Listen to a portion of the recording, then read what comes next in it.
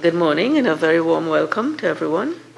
Welcome to the 28th meeting of the Joint Select Committee on Local Authorities, Service Commissions and Statutory Authorities, including the Tobago House of Assembly in the 12th Parliament.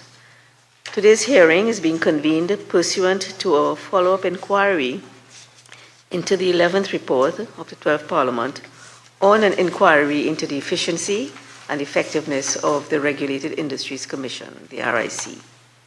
This report was initially presented to Parliament in December 2018. We are pleased to have with us officials from the Ministry of Public Utilities, welcome, and the Regulated Industries Commission, welcome to you as well. I will now invite you to facilitate the introduction of the representatives, first of the Ministry and then of the Regulated Industries Commission. Please, can you? Good morning, Chairman, members of the committee. I am Nicolette Duke, Permanent Secretary at the Ministry of Public Utilities. I have 3 colleagues here with me, and I will allow them to introduce themselves. Thank you. Good morning. Good morning, everyone. My name is Arlene Cullis, and I'm the Director, Economic Research Policy and Planning, Ministry of Public Utilities. Good morning, members. My name is Curtis Augustine. I'm the Monitoring and Evaluation Coordinator in the Ministry of Public Utilities.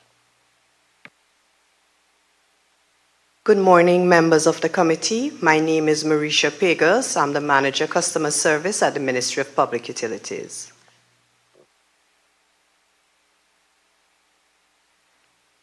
Good morning, Chair, members of the committee, and the national viewing public.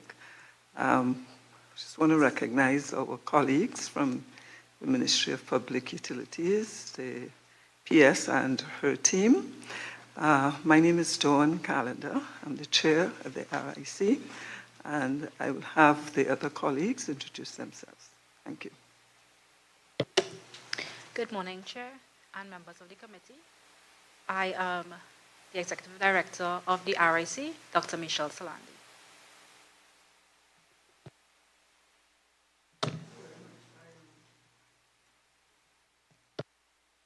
Yes, good morning. I am chairing today's session. I am Independent Senator Suniti Muraj. Is this somebody else? Oh, sorry.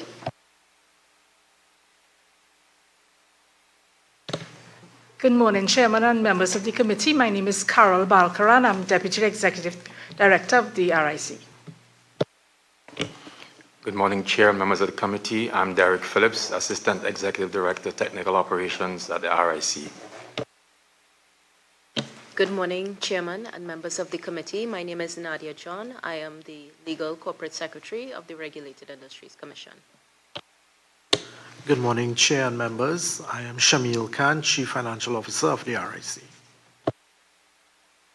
Thank you very much. I am chairing this committee. I am Independent Senator Suniti Muraj, and I'd like my colleagues to other members. Thank you, Chair. Good morning, all. My name is Khadija Amin, member of the committee. Good morning, everyone. My name is Jayanti Lachmadial. I am a member of the committee. Okay, and just a little housekeeping. I'd like to remind everyone to direct their questions through the chair and their comments, and to please ensure that your microphones are on and off as required, and that your phones are off. And yeah, and I'd now like to invite the chairman of both agencies, entities, to please introduce, give us a few opening comments, limited to 2 minutes each. Can we start with the ministry, please?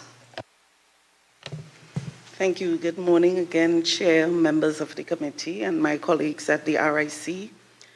The Ministry of Public Utilities is indeed pleased to be here to participate in this follow-up inquiry into the efficiency and effectiveness of the Regulated Industries Commission. At the ministry, we play a role in terms of leadership and governance of the public utility sector.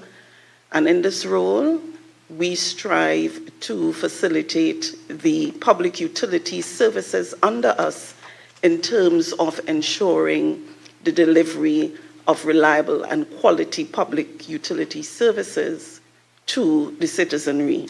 And in that regard, we look forward to any recommendations and comments that will arise out of this gathering that we will be able to use to further enhance our service as we facilitate the agencies in reaching their mandate. Thank you. Thank you. Thank you, Chair. I wish to thank the committee for providing this opportunity for the RIC to account for our stewardship. As you will be aware, the role of the RIC, one of our key roles, is to hold the utilities accountable. And I think in similar vein, we should also be held accountable and to share with the public the work we have been doing. I also look forward to the recommendations that would come out of these hearings, especially as I would say we hold to the philosophy of continuous improvements, and therefore we think any recommendation can always just improve what we do. Thank you very much. So thank you very much. I'd like to start with the ministry with some, what I would say, contextual questions before we get to some of the more direct queries related to your responses. And just for the record, I think the public will be very interested in getting a sense of the outlook for the nation's water and electricity supply in 2025, given weather and other conditions.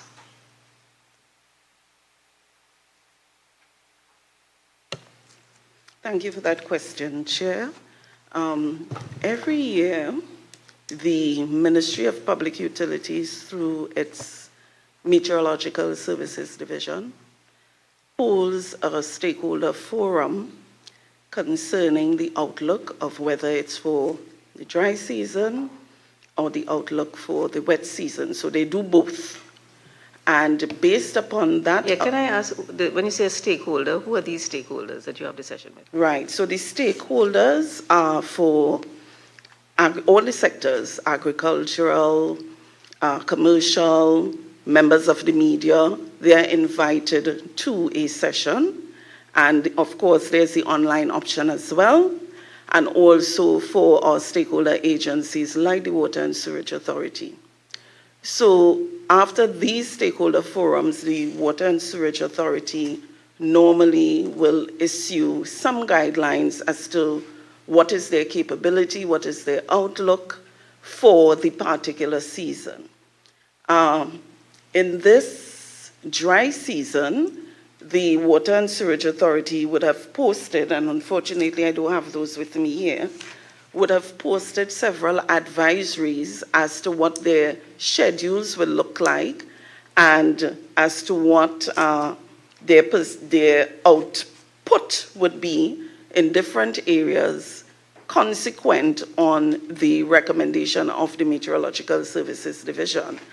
That is to say that the dry season would be a bit harsher than expected, and therefore there are particular measures that WASA would make, given that there would be certain cutbacks in the availability of supply. So that is something that I can provide to the committee. I don't have it with me, those that have been issued either by the Met Division or the Water and Sewerage Authority, but that is the context in which WASA operates its seasonal advisories to the citizenry. But would you say that you generally expect water supply conditions to be better than last year, given improvements in the process, and better where, or not better where? Because people would have lived the experience of last year, right? And the WASA and the ministry have both said where improvements have been, continuous improvement is being made, and therefore certain areas of the country should get relief and so on. Yes, you're quite right, Chair. And unfortunately, as I said, I'm not able to speak to the specificity of it because I don't have that documentation. But WASA continues to look from year to year, the learnings of the previous year, to see where improvements need to be made or adjustment to schedules so that there's equitable access to water. But haven't there been certain like smaller stations that have been, that are supplying areas that have been under pressure and that were supposed to have come on stream? Like subwater, I don't know what you refer to it, but I know the ministry had talked about that. Areas where supply would have improved. I have seen, I think the minister, commission certain things that would bring relief to areas that have had enduring problems. Can we identify any areas, geographical areas, where things have improved? Yeah, the wells. Remember there was a program of wells, commissioning of new wells that would improve the supply. All right, so Chairman, if I can speak to some of the programs that WASA has instituted.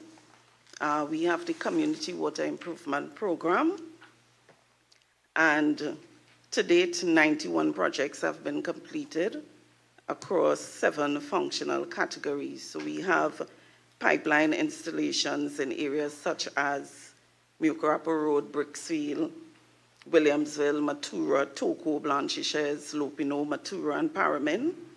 15 new booster stations in Paramin, Fort George, Wharf Trace, and Cameron, Manzanilla, Guayco, Tamana, Brazil, Mingo, and Curacao, and Hope Trace. Booster station upgrades in Mova and Pine Hill. Well rehabilitations in Freeport, Mayaro, and Tamana. A new tank farm in Paramin. Water treatment plant rehabilitation in La Fortune. New water treatment plant in Lopino. As part of our Northwest Water Supply Improvement Program, Phase 1 included the upgrade of 9 boosters at Simeon Road, the Park, Fantasy, Westvale, Lansington, La Puerta, Picton 2, Scorpion, and Funset. Pipeline installations or replacements in Beaupre Road, Funset Road, Hololo, Maloney Street, WMR, Carenage, Pioneer Drive, Cascade Road, Concord, Avabook, St. Anne's Garden, 2nd Street, Malik, and Monkoko Road. Ongoing in that program, we have the upgrade of 7 boosters. Projects associated with the Southwest Water Supply Improvement Program, drilling and equipping of wells at Granville, numbers 20, 19, and 18. Upgrade of Granville Water Treatment Plant, chemical and pumping equipment, aerator and filter works, raw and treated water pipeline, refurbishment of filter number 1 at the Carpal Water Treatment Plant, reactivation of Tisha well number 21, reactivation of Tisha well number 13. The well development program, to date 18 well development projects have been embarked upon. They include the drilling and equipping of Chatham well number 17, Granville well number 17, Santa Cruz well number 10 and 11, Tucker Valley well number 15 and 16A, Sangre Grande well number 1 and 2, Paramin well number 2, Granville well number 10, Las Lomas well number 7, Carsonfield well number 11, Aruca wells 8, 9, and 10, and Moruga well development. Okay. So you would know that when the viewing public hears all those things, the people living in those areas would want to be in a situation that, yes, my water supply has improved. Can you say whether the upgrades that you're referring to and the pipeline infrastructure actually mean that water is flowing through those pipelines and the upgrades have improved the water supply in those areas mentioned? I can say that that is the intent, Chairman, but because I am not on the ground as an official of WASA, I would not want to tell you that water is actually flowing through, because I may tell you water is flowing in a particular well number 10, and then somebody may call and say they're not getting any water. But that definitely was the intent when the programs were started. Some of the programs have been completed, some are still ongoing. Chair, it's interesting to hear the list of areas named by the Permanent Secretary. Just last week or so, there was a lot of media attention from the residents of Moruga. Moruga is one of the areas you listed there, where they indicated that although they have pipelines, they do not get a water supply, sometimes for months at a time. And even though they are paying WASA customers, they do not get the WASA truck-borne water supply. It means then that regional corporations have been filling in by sending truck-borne water, which they do not get government funding for. It depletes their funding. And if we are to use that one situation as an example, it questions the effectiveness of the money spent by WASA and the Ministry of Public Utilities and the claim that water supply is being improved. I myself, as an elected representative, experienced areas where there is supposed to be, as you rightly say, on paper, scheduled water supply. But the water does not come on the scheduled days, and sometimes the pressure is so low that it doesn't, the customer doesn't get water. So while on paper you will have new projects, new wells, water being supplied, while you will have schedules on paper, you do not have the actual supply to the customers. My concern is that people are getting so accustomed to this in Trinidad and Tobago now that they don't complain as much because it comes like just another day in Trinidad because you have no water. And I have also seen it where new wells have been commissioned. I want to mention a particular instance in Sandy Grande where a new well was commissioned. There was a nice ribbon cutting ceremony and so on. And that well has not been hooked up to the supply lines. And we're talking months after the cutting of the ribbon. So my concern is that we are having all these new projects while we still have existing customers who are not getting water. But my question to you is, how does WASA check, or how does the ministry, because WASA's funding comes from the ministry in large part, how does the ministry check that you are getting value for money from these new projects of WASA and the new wells that are being announced and initiated? How do you check that that is resulting in better water supply for the customers? Thank you for the question, member. And that is a critical concern. It goes to how we monitor and evaluate our PSIP program or our loan-funded program. And it goes to ensuring that the mandate is met. So the ministry, as part of its processes for looking at return or value for money, the ministry is charged with assessing these projects as they progress according to certain guidelines which we have stipulated, and also according to the general PSIP guidelines that would be given by the Ministry of Planning and Development. In that regard, we believe, a very robust monitoring and evaluation mechanism, and we engage with the agencies as to their achievement of the targets set as the projects progress, as well as to give recommendations where project planning or project execution may seem to be challenged as far as we have set out the measures to assess. So in that regard, I would like to turn over to my monitoring and evaluation coordinator to speak a bit about what that unit does in terms of looking at the projects and whether they are fulfilling the purpose, the objectives for which they were developed. Yeah, can I confirm that the coordinator is the head of that unit, or is there a manager of that unit? There's a director of that unit. Okay, and that person is not here? No, that person is not here because that person is new to the ministry. Okay, so does a vacancy has been filled? Yes, it is.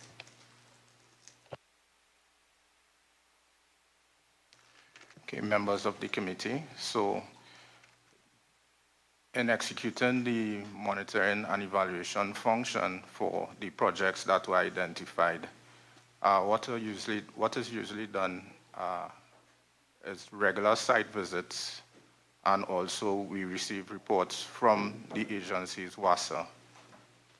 As the permanent secretary has indicated, we do analyze these reports and submit recommendations to the agencies where we may see any issues or shortcomings within the project execution. As I said, with these site visits that are conducted, we usually do those to verify whether the citizens are receiving the intended levels of service. And in instances where they may not be receiving that service, we would raise these issues with the agency to address them accordingly. So, yes, through you, Madam Chair, would you be able to tell us for any of those projects listed this morning, whether it's new wells or improvements or so on, what was the intended outcome in terms of delivery of water to the customers, and how many of those projects met their targets, or if any of them at all? Can you give us an actual numbers or amounts or millions of gallons per day, some sort of measurement as to the impact of any of those projects on the communities that they were intended to serve? Thank you for the question, member. And through the chair, if I may be allowed, we can submit that very comprehensively in writing. Okay, can you also state when you do that, whether they're all on schedule or any overruns and so on? Yeah. Sure, in terms of time and cost. Certainly, Chair. Thank you. With regards to the quality of service, the coordinator mentioned that you do check with your customers with regards to their service. It is my understanding that WASA recently hired a number of persons to conduct, to do some data collection.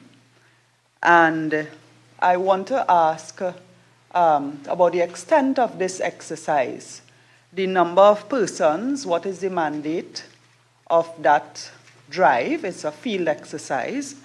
And the duration of this program, as well as who is managing that data. So if you can give us an idea on what areas in Trinidad they are covering. It is my understanding that they were hired sometime late last year, and they are doing house-to-house field visits to WASA customers to get information. So I'm hoping it falls in your department, but that you can provide some information for us here this morning. Member, through the chair, if I may, I would like our customer service manager to address that question. Thank you. Good morning, Chair and members. That exercise, which began in April 2024, is still ongoing with WASA.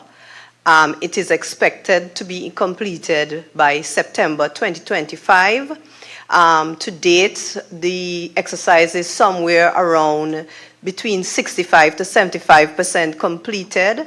And as you may be aware, that is a very extensive exercise where WASA is seeking to compile information that will aid its supply and demand planning of the utility.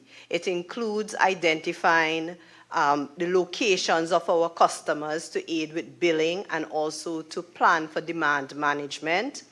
It also includes identifying the GPS locations for the actual clusters of residents and commercial, industrial customers as they move forward, and also planning for what supply would be required for these areas. It's a really extensive exercise. It has been ongoing. There were some challenges within the authority themselves pertaining to the procurement of their devices, but the exercise itself has been full force and is ongoing and is expected to be completed by September this year. All right. What are the number of persons? Can you indicate the number of persons on that? So I do have some information on it, which I will be willing to provide to you in just a few minutes. Sure. I would like to know the number of persons and how they were recruited. Oh, yeah. I would not be able to give you the details of how the actual persons were recruited, but we can seek that information from the authority and provide it to you at a later date, yes. Certainly, well, it all falls under the mandate of Madam PS, so I'll appreciate the information. Madam PS, I'd like to ask one question before we go into some questions of the RIC, and this is, in light of evolving global and local market conditions, what is the extent of the dependence of the WASA and TNTech on foreign exchange, and whether evolving conditions are exerting any new pressures on the things that these entities need to import?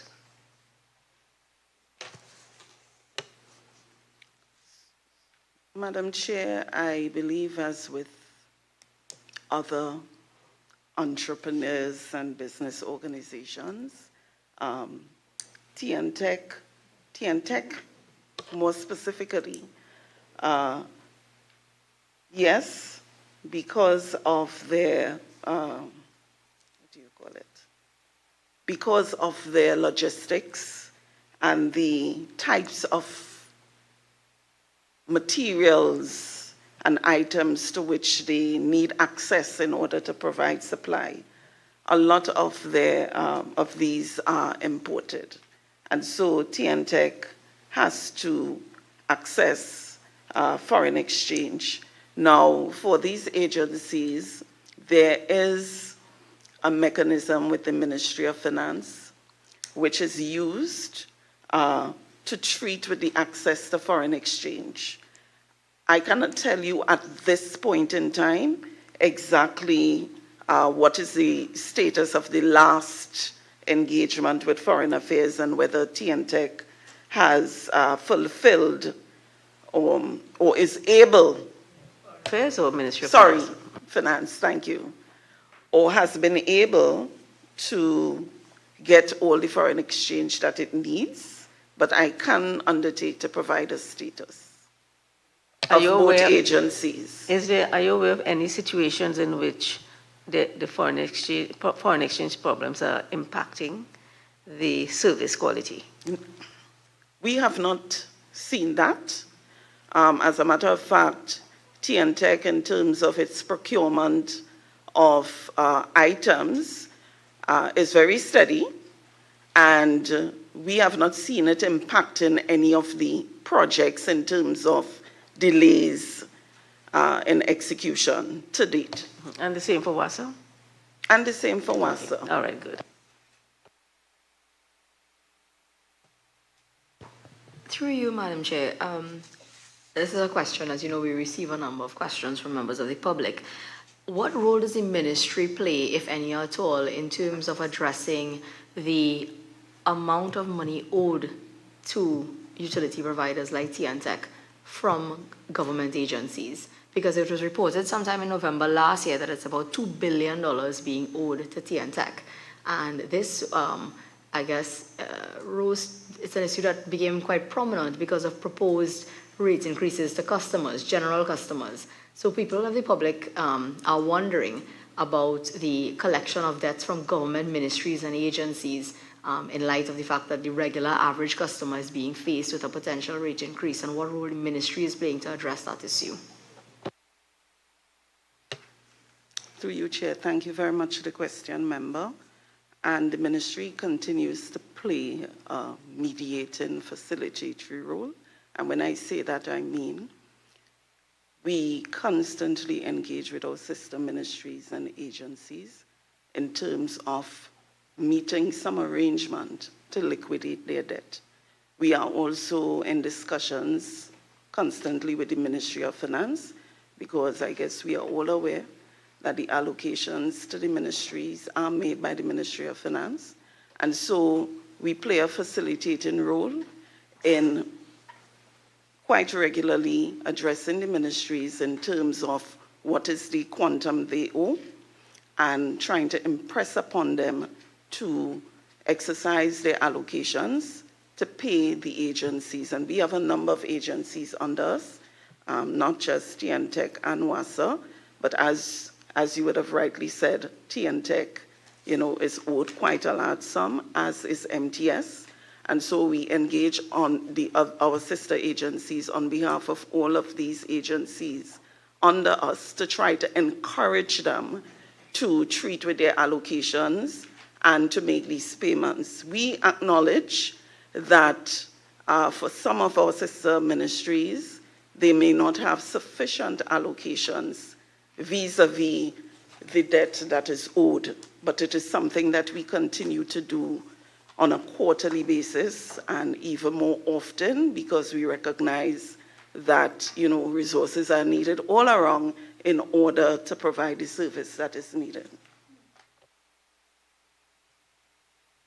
Can you provide us, perhaps if you don't have it now, but perhaps in writing, the current amount owed to TNTech by ministries and other public bodies, government agencies and bodies, so that we'd have an updated figure from what was reported last year? Through the Chair, yes, member, we will provide that in writing.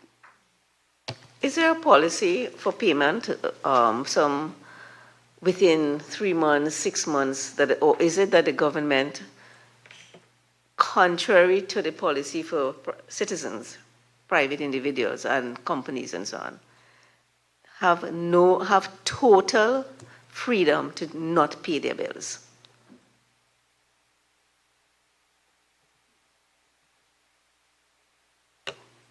So you refer to a policy. I am not aware that there is a policy in place generally, just like with the citizenry. When you get a bill from one of these agencies, there's the same markings down below about the period within which the bill ought to be paid. So getting a bill, it's no different. But to say there's a policy not to pay because it's government, I am not aware of such a policy. So it means there's a policy that states when they should pay. The public is told that you have to pay within X number of days, and if you don't, you can have your power cut off. Is there some different policy with the government that we will give you a 6-month reprieve, but after that you must pay, or is it totally open-ended and up to them? So what I was saying, Chair, is that there's no open-ended policy, and in fact, any ministry or agency receiving a bill from TNTech will have the same fine writing that the citizenry has, that the bill must be paid within a certain time. Through you, Chair, could I just ask, has any government agency, ministry, statutory body, and so on ever been disconnected because of monies being owed for an extended period of time? Member Tom, I would have to defer to TNTech on that. I can't answer that at this point in time, but if the committee wishes, I can request that information of TNTech. Yeah, and just as a follow-up question, if you can request, I would like to get the number of persons, let's say for the last 3 years, who would have been disconnected and had to pay reconnection fees, members of the public, and also if that applies to any government agency, state agency, statutory authority, etc., how many of them may have faced disconnection and also have to pay reconnection fees. And if, I'm just throwing this out there as well, if you're aware, you may not be aware, if any court action has been initiated for debt collection against any agency, statutory authority, or otherwise for monies owed to TNTEC. If you could give us that information. Sure, member, to it. Chair, Madam PS, in the public domain, there's a concern from the citizens that while the regular citizen could be disconnected for owing less than $2,000 in some cases for their electricity bill, there are ministries and government agencies who owe hundreds of thousands of dollars to TNTEC at a time when the RIC and others are in the public domain discussing the business plans for TNTEC and making TNTEC more profitable. The concern raised by my colleague with regards to whether these agencies have received any disconnection notices, I'm very interested in your response. What I want to know in terms of your policy and your approach, is there any concerted effort towards debt collection from Corporation Sole, Ministry of Finance, from public agencies, government agencies, to collect millions of dollars? 2 billion. Billions. 2 billion was the last report, which we expect when you update it, it might be more, to collect over $2 billion from government agencies that is unpaid to TNTEC, while the citizens could be disconnected for owing $2,000. Is there any concerted effort towards that type of debt collection? I know that the RIC had raised that in their recent consultation, or it was raised by citizens and they responded. Is there any recommendation for focusing on debt collection in that area to make TNTEC to balance their books? Because you have all these customers, billions outstanding, and an agency that depends on government subsidy.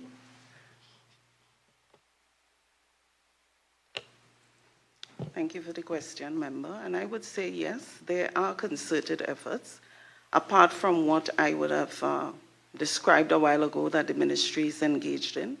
TNTEC of itself is very assiduous in following up in terms of meeting with the ministries and agencies themselves to try to set up payment plans and other plans in order to,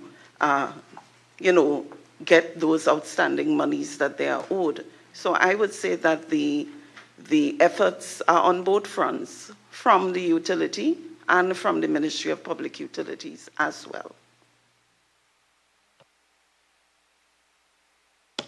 I don't know if the chairman of the RIC would like to respond in terms of your recommendations in this area.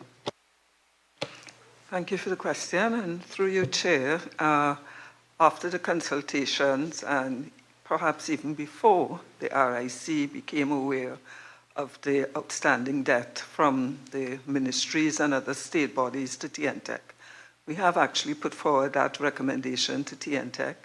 TNTEC has responded by saying, and even when we've met with them, saying that they do go through the process of asking and pressing for the outstanding funds. The extent to which they are successful, I mean, I'm unable to say at this time, but certainly that recommendation was made to them. Thank you.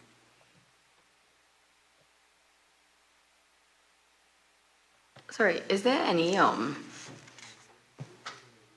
in terms of the amount owed by the state agencies, have you, has the Ministry of Public Utilities then sought to work with the Ministry of Finance in terms of perhaps increasing, I don't know if the issue is the allocation or if it's the releases, so that's the first thing. Do you believe that the allocations are sufficient? And if it is that the allocations are insufficient, has the Ministry of Public Utilities intervened or played any role in terms of ensuring that sufficient allocations are being made to the different ministries. So that's one. Yourself included. I don't know if you all are owing as well. But, you know, every ministry has an allocation in order to pay its utility bills. And secondly, is there, as far as you're aware, is there just a problem in terms of the timing of releases so that allocation is there and it's being made? Because in the time that I have spent here, in every budget, and when we look at the numbers, we are seeing allocations. And then the next year, when we come and we look at what is actually spent, it's actually less. And, you know, I'm very concerned that state bodies could be owing money and money is being allocated in a budget and it's not being spent, and then the debt is being built up for agencies like TNTech. So what really is the core issue in terms of the debt and the ministries and all these different agencies and their inability to pay their debt? Because I'm hearing, and last year we heard in response to questions in the House about meetings being held and TNTech writing letter to tell them how much the debt is and all of that. You know, the average citizen doesn't get a letter. The average citizen doesn't get a phone call. The average citizen doesn't get a meeting. What they get is somebody showing up in front of their house and disconnecting their power. It doesn't matter who they are, where they are, and it has nothing to do actually with the amount, which is something I learned, people complaining to me, that they actually owe. It's just the time that they owe. Once you miss one bill and you get a second bill and you don't pay that bill, a truck shows up in front of your house and they disconnect you. Exactly. So it could be $200 that you are owed. You will be disconnected as the average citizen. So apart from these letters and meetings and so on as being done for the, you know, the special treatment, I call it, being meted out to government agencies, are you already addressing the core issue as to why it is they are unable to pay their bills? Because it cannot be that you continue to write letters. I mean, you're just incurring more cost for stationery as far as I'm concerned at this point in time from TNTech. You know, that nothing else is being done. What is the real issue as to why these debts are being built up and why the inability to clear it? Thank you for the question, member. So you, in asking the questions, you would have acknowledged several things: the allocations, whether the allocations are sufficient or not, and the issue of releases. Not being from the Ministry of Finance, I would not want to speak to the issues as to whether the allocations, whether the releases are timely. You would hear some agencies say that, but I am not in the agency, so I cannot verify that. So in our discussions with our sister agencies, what you have shared are some of the things that they will tell us. In our discussions with the Ministry of Finance, I remember we had, I think it was two meetings within recent years, which involved the Ministry of Finance and the agencies as well, as to the issue of allocations. We at the Ministry of Public Utilities are cognizant that, you know, allocations are based on receipts and revenues. We don't sit at the Ministry of Finance, so while we can lobby for particular ministries that may have a lot of debt owing, you know, to be given the wherewithal to meet their debt, we don't have the final say as to what the allocation is. But we have raised the issue over time.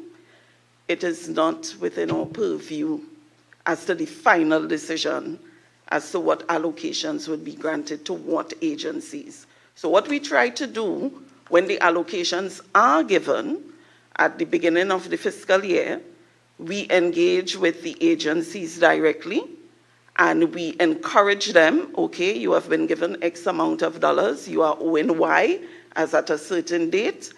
Please contact TNTech, WASA, whoever is the agency, and work with their representative to set up a payment plan so that when you are getting your releases, you are able to meet whatever quantum of payment you can successfully meet with the allocation that has been given to you. Through the chair, Madam PS, you know, I think our citizens feel injured by a sense of injustice when there's one rule for the small man and another rule for the bigger agencies who are owing billions. And I am asking you, what prevents the agency, the commission, from doing disconnection to these customers who are owing billions? If you could go by somebody who owing $200 and $2,000 to disconnect, and the same policy apply, and the same tiny writing is at the bottom of their bill, what prevents? Because in all that you are saying, I am hearing you're sending letters, and the public is hearing red tape, bureaucracy. They are not hearing action. And I am saying that while you do all of that, there is no sanction. There is no repercussion. There is no incentive for them to honor their debt. So what prevents you from starting with a few? Of course, you notify them, of course, as you usually do. But what prevents you from disconnecting these billion-dollar customers so at least the small man feel that there's some sense of equality in this thing? I hear you, member, and I will defer to TNTech on that question. TNTech is a commission, they're run by a board. I cannot instruct. And so I will defer to TNTech on that question. Okay, I'd like to move to the, sorry. Chairman, if I may, I know we are speaking about the process that TNTech uses when they disconnect a member of the public. And the RIC has done a lot of work with respect to TNTech actually interacting with a member of the public, let's say just a regular customer, to ensure that they give them a certain period of notification and other conditions that we've laid down. And I would just want to ask our DED to elaborate on that so that, you know, I accept that what happens to a state enterprise is different from what may happen to an individual. However, I don't want to leave the impression that nothing is being done to improve the interaction between TNTech and an individual when the issue of disconnection is on the table. So if I may, can I just have our DED elaborate on the process that TNTech is obligated to use? Okay, that would be helpful for the member of the public who is aggrieved. This is an enforceable. In other words, if TNTech doesn't adopt that approach, what can the public do? So she can answer that. But so that is what we want to know. What recourse does the public have, and whether there's any similar work going on with public institutions? Now, we do appreciate that there are essential services, hospitals, schools, police stations, and so on, and it may be difficult to say disconnect them because of the service that the very public receives, but it cannot be an open-ended situation. And somebody needs to step up and pay those bills, because the question is going to be asked whether you've incorporated that debt in considering a rate increase, and whether the public is being asked to take a rate, will be asked to accept an increased rate to cover the debt that the government is not paying, in which case that is problematic. So, yes, okay, so thank you for the elaboration, Chairman. I am still going to ask my DED to address all of the issues, including the methodology we use when a rate review is being proposed, and you would, we would explain what costs are taken into account. It's generally future costs, but she'll be able to explain more fully. Thank you. Thank you, Chairman. Chairman, if I may, with respect to the average citizen, the RIC has instituted what we call a code of practice. So there's a particular code, 3.1, with respect to disconnection for customer service. There's a particular process that TNTech is required to follow. And with respect to this, to avoid disconnection, any customer can request an installment plan to pay off their debt, and they must agree to the installment plan or other payment plan options with TNTech, right? So that's one of the things that they can request. So if you are in difficulty, if you think you may be unable to pay your bill, you can go into TNTech and you can access this particular code of practice that we have instituted. And it's been instituted for some time. The code has been in effect for some time. With respect to what my chairman said, in terms of rate setting, we build rates on revenue, on what we call a revenue requirement that is set for a future period. So any inefficiencies in terms of receivables or non-collection of debts for past periods is not factored into any rates that we determine for TNTech. So that inefficiency is not built into the revenue requirement, nor is it factored into the rates. That does not mean that we are unconcerned about the issue of non-payment by customers of large amounts of receivables. So in the price determination for TNTech, we had done two things. We had recommended that the Ministry of Finance institute what they call a reserve vote, which will ensure that money is allocated to agencies for the payment of bills for TNTech would only be used for that. So if they got a release, they could not use that release for anything other than the payment of the bill. And in the past, we had instituted an interest payment, allowed TNTech to implement an interest payment on outstanding monies so that it would act as an incentive for large customers and customers in general to pay their bills on time and not incur this particular fee. So we had recommended those two measures. We know that the interest payment component has been instituted. I am unsure if the reserve vote was implemented, but the Ministry of Public Utilities can probably speak to that. Thank you. Yes, through you, Chair. Two things. One is, with respect to your code of practice, does the RIC monitor how, whether or not TNTech is because what you cited there is not really a code of practice for TNTech, it's a code of practice for the customer. The customer must go to TNTech. Now, I don't know how aware customers are. It's news to me that you can actually do that. So I don't know if there's any awareness about that. Is there a mandate for TNTech to contact the customer? The same way you schedule in meetings with the ministries and so on, and Ministry of Public Utilities and TNTech, and everybody meeting and drinking coffee and talking about the debt owed and so on and so forth, and writing letters and things. Do you write any, is TNTech mandated under your code of practice to write a letter to the customer and say you are owing X amount? Once you cross a certain threshold, we invite you to come in and discuss your options for payment with us and so on. Because as far as I am aware, and I've seen it happen myself, they show up in front of the house and they disconnect you and tell you, well, call TNTech.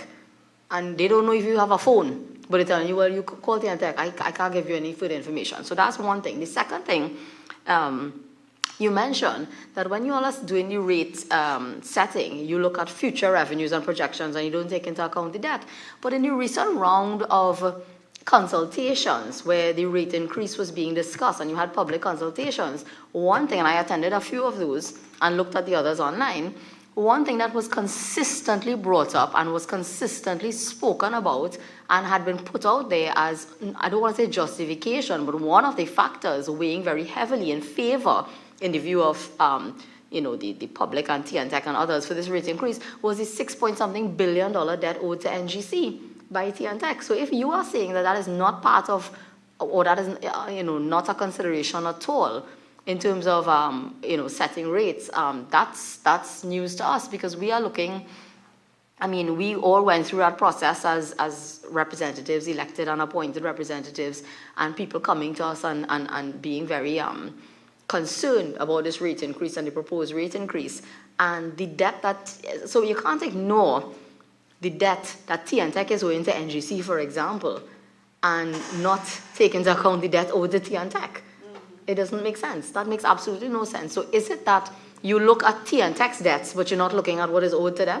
Because accounts receivable and accounts payable, anybody who did, Form 5 O-levels accounting, know that you look at those two things when you're assessing a company and their debts and so on, and, what type of revenue they need to raise and what type of action they need to take. So what really are the factors that you're looking at? Are you only looking at the debts that they owe and, looking to set revenue to project to cancel or to deal with TNTech's debt and not considering the debt that is owed to them? Can I add that in answering that question, there's a TNTech business plan that one would have assumed receivables owed, debt owed, is incorporated into that business plan. So if you want to address that and how it relates to that question. Because what we're trying to get to operate in the real world here, as opposed to in an ivory tower of, a future that doesn't assume that there's debt owed, right? Okay. Thank you very much, Chair and Member.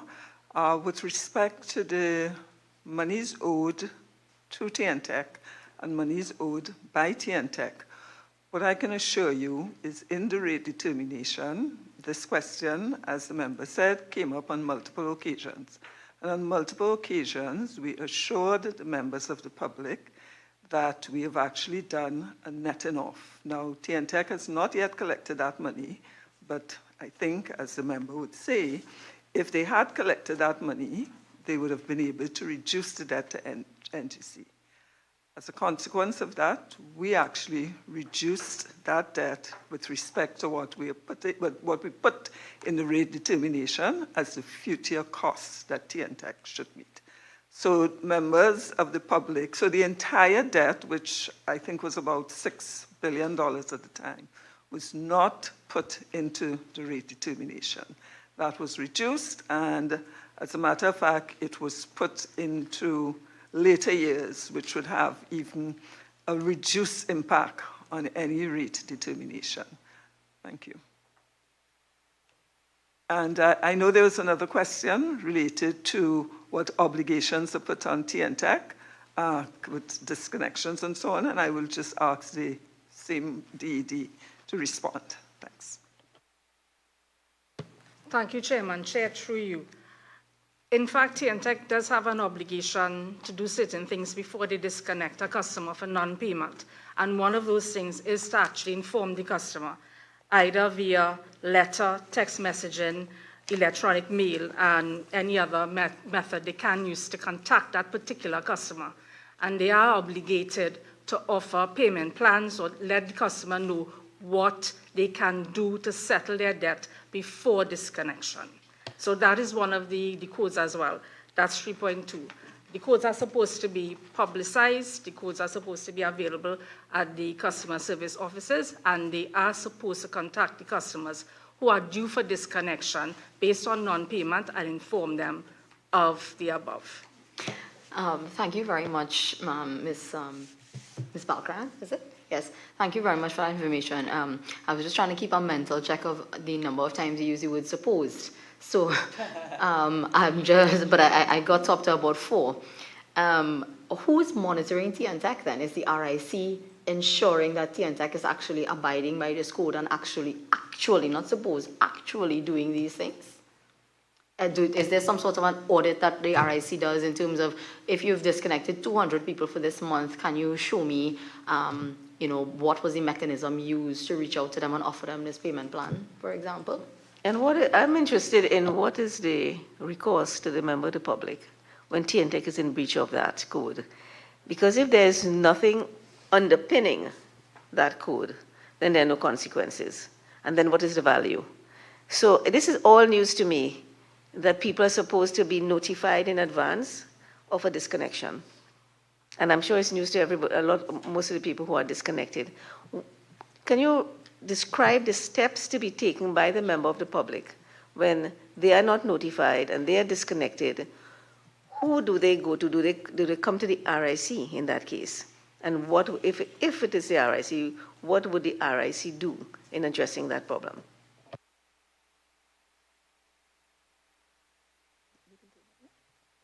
Chair, through you, let me ask our ED to address that. Thanks. So again, with the codes, as you rightfully said, they, unlike the quality of service standards, which would have penalties, the codes of practice does not. But however, under the codes, if for any particular reason a customer is not satisfied, they first go to TNTech as their first port of call. If they are not satisfied with the response from TNTech, then they do come to the RIC as their second port for redress. And the RIC firstly takes their complaints, takes their information, contacts TNTech with the issue, and at each point between TNTech and the customer, the RIC Customer Service Department will either call the customer and also send them emails based on if that is their preferred method of contact to ensure that they find that point of resolution. What is where's that information available to the public? Do you have an awareness campaign to send that message to people? And can you give us some details about your communications department in the process? Thanks. So 2 things there. The information for the codes of practice, that document is generally placed with TNTech on their website. As the DD would have referred to it at the customer service contact points. From the RIC, it's placed on our website. It's also placed on all of our social media platforms. And coming out of today, recognizing that many persons in the room have indicated that they have not seen the codes of practice themselves, I think it's an opportunity for us to basically boost that information out to the public. So coming out of the Public Accounts Committee, the RIC would have created a sort of multifaceted approach. So instead of the usual, which we do, newspaper clippings, meeting with the different stakeholders through regional corporations, schools, that sort of thing, we have also utilized our social media to basically boost different areas or different campaigns to ensure that customers understand areas, let's say for particularly redress the roles and responsibilities of the RIC, how to contact TNTech, how to make complaints, knowing about the quality of service standards, what they are, and what basically will be the rebates or the payments that they can receive if TNTech does not hold to the quality of service standards. And I believe, given this, we will also look at boosting again, because it's on our social media platforms, but we will again do another drive to ensure that customers know of the codes of practice and the principles and standards therein. Can we, going back to that question about the netting off in terms of the price review, can you say what was the actual amount of debt that was netted off? Chair, I don't have that information off the top of my head at this time, but certainly could be provided. And I would say the amount that was put into the price review was less than the full outstanding amount to NGC and more than the debt owed by agencies to TNTech. But I can certainly provide that information. That is important, because the public will want to know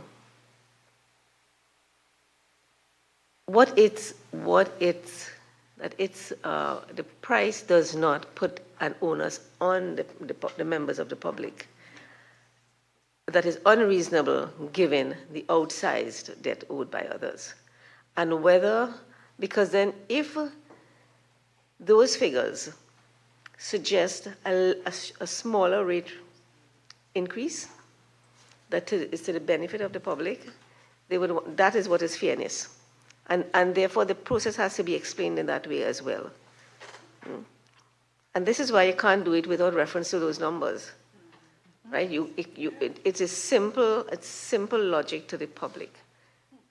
You're owed so much money. If you were paid, if TNTech was paid, then will I have to pay less then? And that's a simple question in the public's mind. And the question will probably arise at some stage to the National Gas Company, which has its own issues. If everybody paid them, because there's a conflict of interest with the state imposing a rate increase on the public when the state itself is in default in critical areas. Well, that actually falls to the ministry. Sorry. Yes, Chair, as we're on the issue of the rate increase, and we mentioned the consultations, could you just tell us what's the status of the report on the TNTech rate increase? The last we heard is that it was before Cabinet, because I don't know if you can confirm whether or not that is still the case. And also, what is your view on the validity of that report And how will the passage of time impact on its validity and its relevance? Because it's been some time now. Those consultations were conducted, I think, maybe about 2 years ago. About 2 years ago? About 2 years ago, and your report would have been finalized sometime after that. And the report is now submitted, and it hasn't been implemented. As part of your submission, you indicated that about $1.5 million was spent in the course of those consultations. So having spent $1.5 million on consultations and produced a recommendation that has not yet been implemented, my concern is, and my question is, will the passage of time impact on the relevance of those recommendations with the changing circumstances that would always occur? And can you give us any feedback on what's happening with those recommendations? Through your chair, we have not had any direct feedback in terms of what's happening with the recommendations. And in a way, somewhat of necessity, in that one of the comments we made that we were very careful to make repeatedly throughout the consultation process is that as the RIC, we try to be as independent as possible from the work of the ministry, cabinet, and all of that type of work. So it's not something that we follow up on with them to ask them what is happening. A lot of the information we read in the press as other members of the public. So to the best of our knowledge, it is still before cabinet, as was said by the Minister of Public Utilities, I think within the last 4 months or so, that statement had been made. With respect to the validity and the relevance of the rate review, I think in this regard, the TNTech would really be the party that would be most disadvantaged, in that with the passage of time, the funds that they would collect may have less buying power. So the rates to customers would not change. They are what they are. We know we've had around the world spikes in cost of living and so on. But those numbers would be the same numbers they were when we put out the rate review. They are actually subject to an annual update, but since we have not had the initial rates even implemented, then the updates, which could potentially be higher amounts, those also have not been implemented. So TNTech actually would be the party who has not collected these funds to provide the services, the capital investments, and so on, that they would need to do. And can Madam Permanent Secretary address that issue about the lack of feedback on this matter? Madam Chair, the document has been the subject of a cabinet note and is still before the cabinet for consideration. Is the length of time, I mean, as using your public service expertise, is that the length of time that has passed, is that surprising to you? Yeah, or reasonable? Using my public service expertise, I'm not sure that that quite applies here, Chairman, to be honest.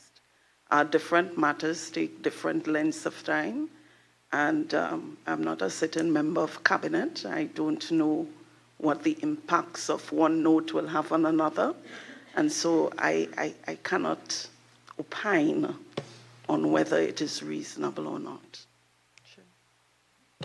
Chair, if I may, it's unfortunate that it is the public service who are here before the committee to answer these questions, because when you do all your assessments and your recommendation, the decision to increase the electricity rates is a political one at the end of the day, because it requires the cabinet's approval.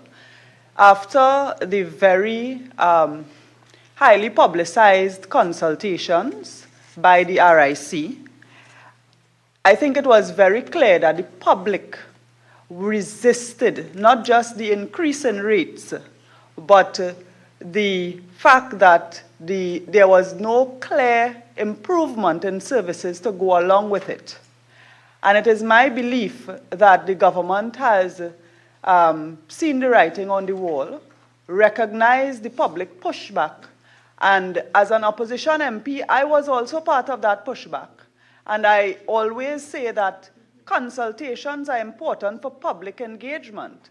And it is very possible that the public pushback against the rate increases has caused the government to hold on that decision because they recognize that this is an election year, frankly, and to do such an unpopular thing would have consequences for them.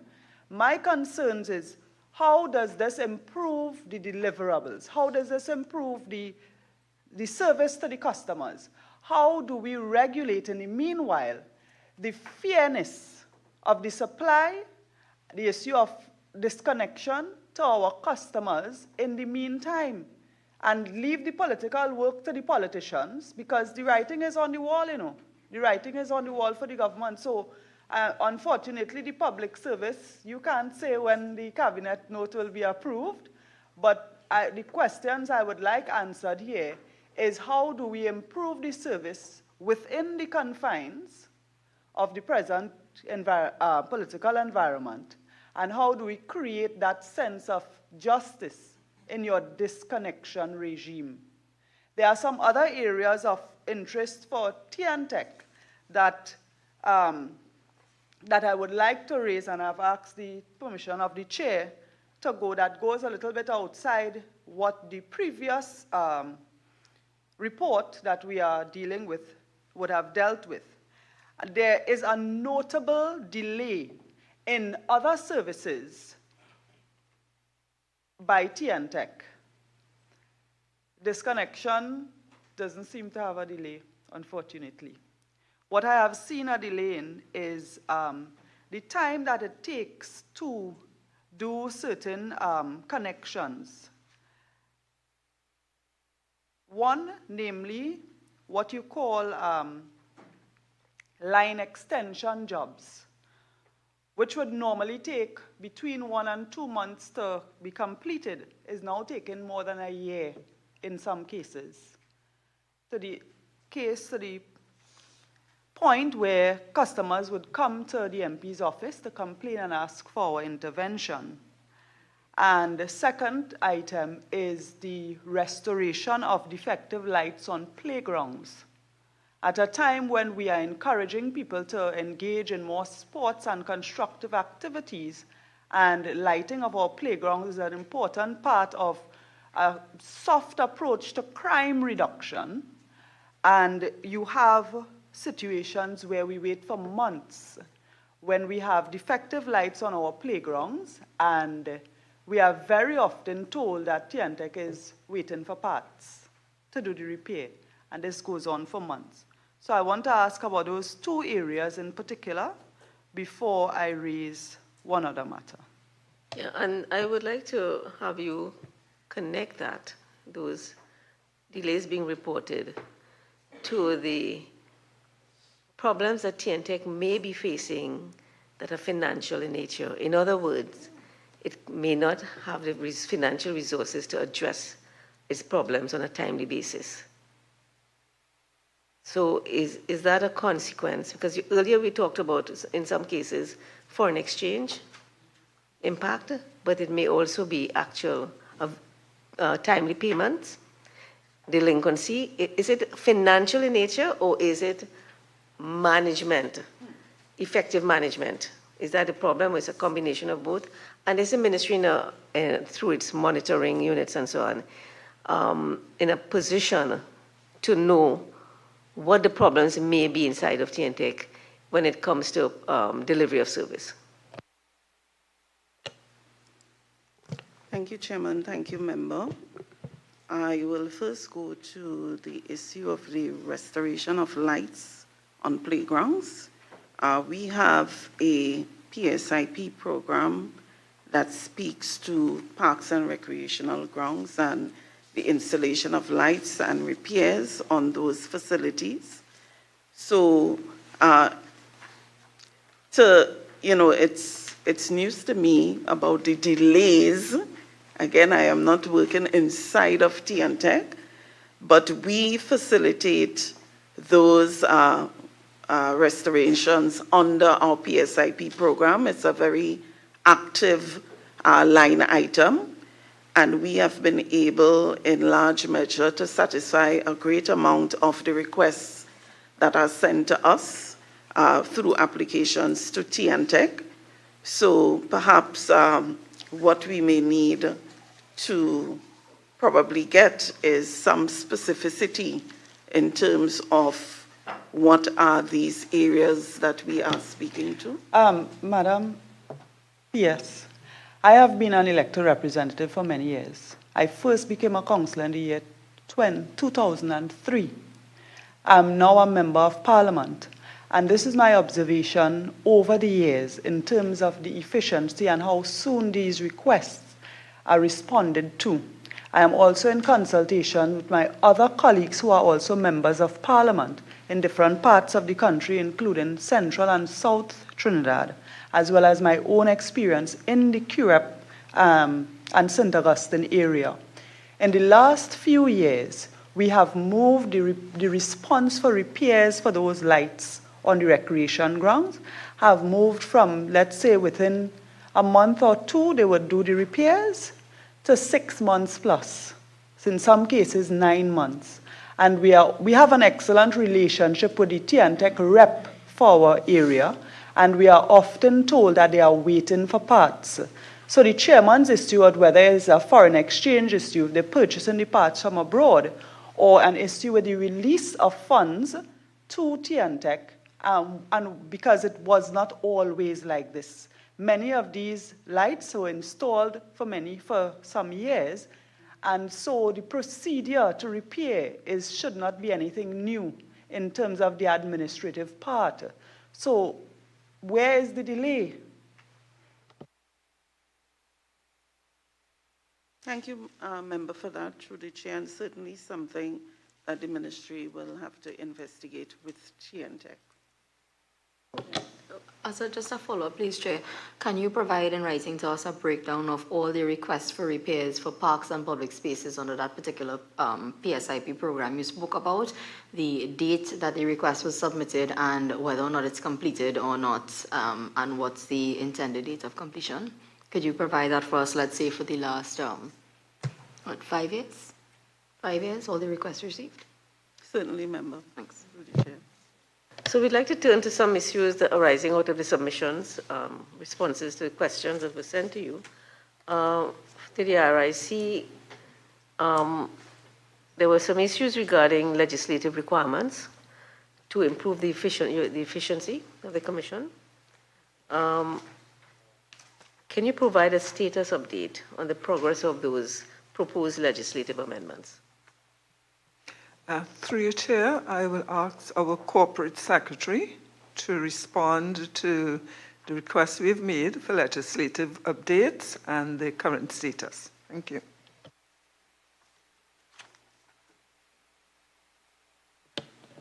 Chair, through you, the RIC has been continuing to work with the line ministry with respect to our requests for legislative amendments. There have been various areas that we have been looking at over the years, but we have been collaborating with our line ministry with respect to same. Can you give us an idea of some of the areas specifically that you would like to see amendments and how you, what is the intended impact that you foresee those amendments would make to the RIC and its ability to carry out its mandate? Certainly, Chair, through you, some of the areas that we have been looking at are with respect to enforcement procedures. We have also been looking at other areas such as emerging technologies such as renewable energy. But there are, as I indicated, there are various areas that we are looking at with respect to the ability of the RIC to carry out its functions, because over the years we have looked at the different aspects and areas of the Act, and we have recognized that there are indeed areas where perhaps there can be improvement in terms of being able to carry out the RIC's functions. Okay. Can you explain a bit in terms of the enforcement areas where enforcement can be strengthened with for whom and for what? For example, will the RIC be seeking certain amount of enforcement on these public utilities to deliver the service beyond code requirement, for example? Chair, through you. So the answer to that is yes, we have proposed amendments with respect to the types of orders and directives that the Commission can issue, because it is recognized that currently there are some limitations. Again, that is something which we have been in discussion with the line ministry on.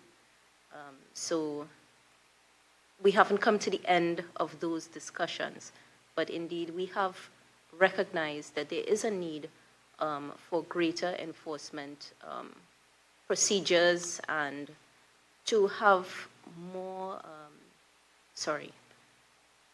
to have perhaps a greater range of instruments at the Commission's, that the Commission may utilize than exists at the moment.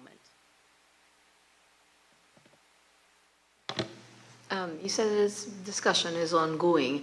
Has there, and you singled out one thing, which is enforcement, but apart from that, from all these ongoing discussions, can you specifically state what function that the RIC has under the Act that you are unable to carry out as a result of inadequate legislation, and what is the proposal that you have put forward?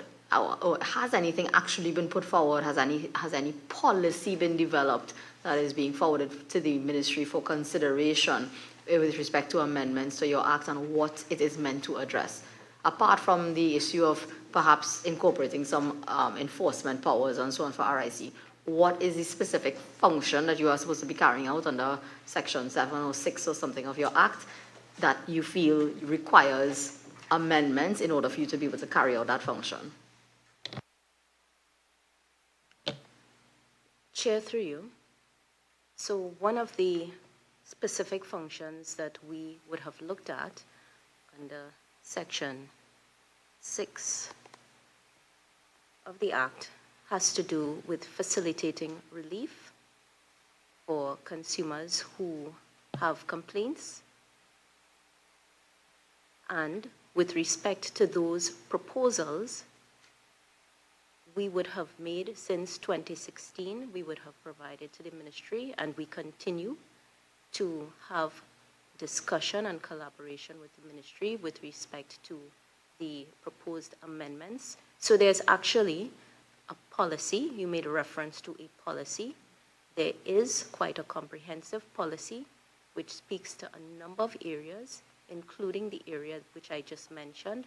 And we did take the liberty to propose in a matrix amendments with our rationale with respect to each area. You mentioned the year that policy was developed? Yes, 2016. 2016? Yes, and prior to that, I just want to say that over the years, since the records would show possibly about 2001, the RIC would have been proposing various areas for change, legislative change, but it would have been in the year 2014, 2015, that we would have had very in-depth discussions with our line ministry. It would have been pointed out to us that we needed to develop a policy to explain the different areas for legislative change and to basically bring that forward. So it would have been in 2016 that those documents were fully developed and placed before the ministry. So my next question, therefore, is to, of course, the Permanent Secretary in the Ministry. If you can update us with respect to this 2016 policy, based on the work that commenced, I'd say 2014, 2015. It appears to be what, from my experience, you call like a comprehensive overhaul of your legislation. If that's, I don't want to put words in your mouth, but that's what it sounds like. A policy to overhaul and to address a number of different areas in the RIC Act. Can you give us a status update on that policy document from 2016 and where it's at? Thank you, Member. Through you, Chair. So having received that policy, as well as subsequent proposals concerning legislative amendment, the Ministry has met with the RIC, has met with TNTech. One of the things we want to ensure is that there's alignment and coherence, because in treating with some of the proposed legislative amendments, there will be impacts on other pieces of legislation, including the TNTech Act, the Electric Installations Buildings Act, and the Electricity Inspection Act, Chapter 5472. The latter two are pieces of legislation that gives our Government Electrical Inspectorate the authority to perform their mandate. And so the Ministry's interest is that all parties need to come together and we need to work towards ensuring that there's coherence for effective implementation.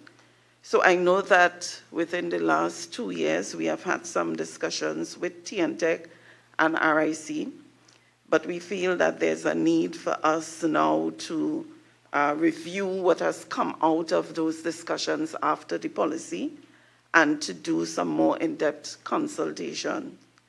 We are proposing to treat with a consultation process which will span approximately 12 months, and thereafter to submit the refined policy document to the Cabinet so that legislative amendments can commence.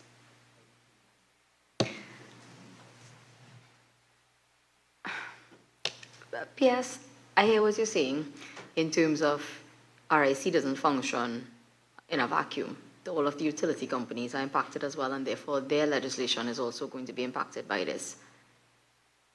But 9 years after our policy document is submitted, you're saying now that you all have determined further consultation, wider consultation with all of the agencies is needed, and that will take another year.